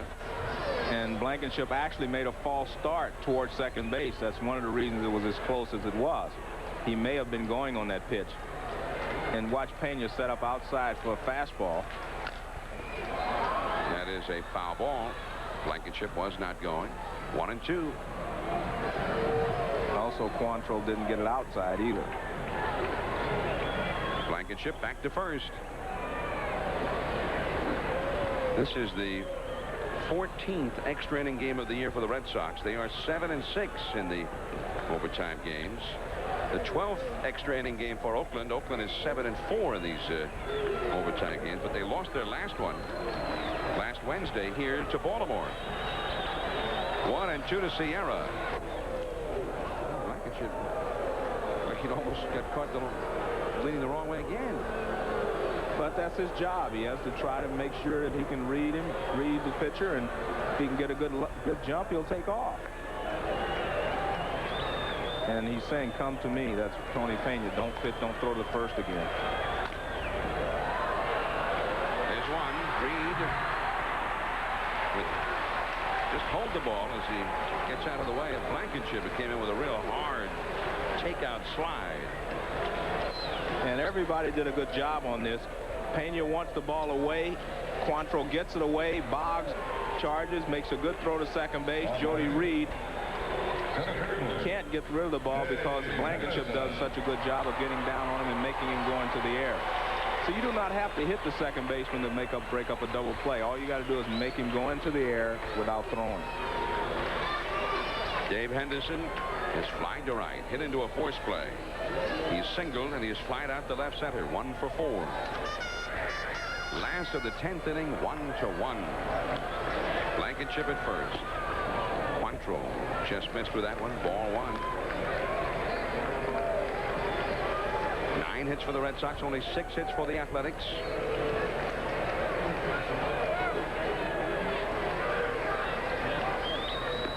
And back to the bag safely is Sierra. Dave McKay, the coach over there. What Tony Pena does not want Quantrill to do is forget about Sierra. And it is 2-0 now to Dave Henderson. Sierra has stolen 12 bases this year. Been caught 4 times.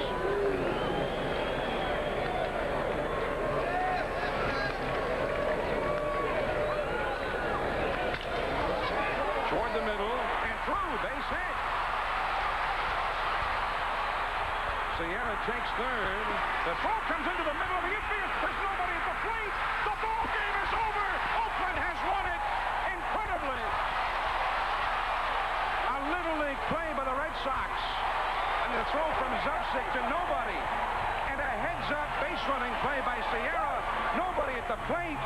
And he scored. And just like that, the ball game is over. And for the Athletics, the losing streak is over. And Joe, I couldn't believe it even made it through to center field. Well, I watched Sierra around second base, and he was flying all the way. And you said it, you have to give him credit. A great base running play by Sierra. He never slowed down. Once he rounded third, he found the ball, and he kept going. Now, the ball is just kind of lobbed in. Now, it's over the head of Jody Reed. Now, watch Sierra. He's right in between. See, he never slowed down. He's coming all the way. If he just ran to third base, would have run to third and stopped, it would not have ever been able to make that play. Great play by Sierra. And so the Athletics still slumping, but now with a win. The 5-game losing streak is over, and now the Athletics are 5.5 back of the Minnesota Twins with only 26 to go. And Ruben Sierra, welcome to Oakland. We love you.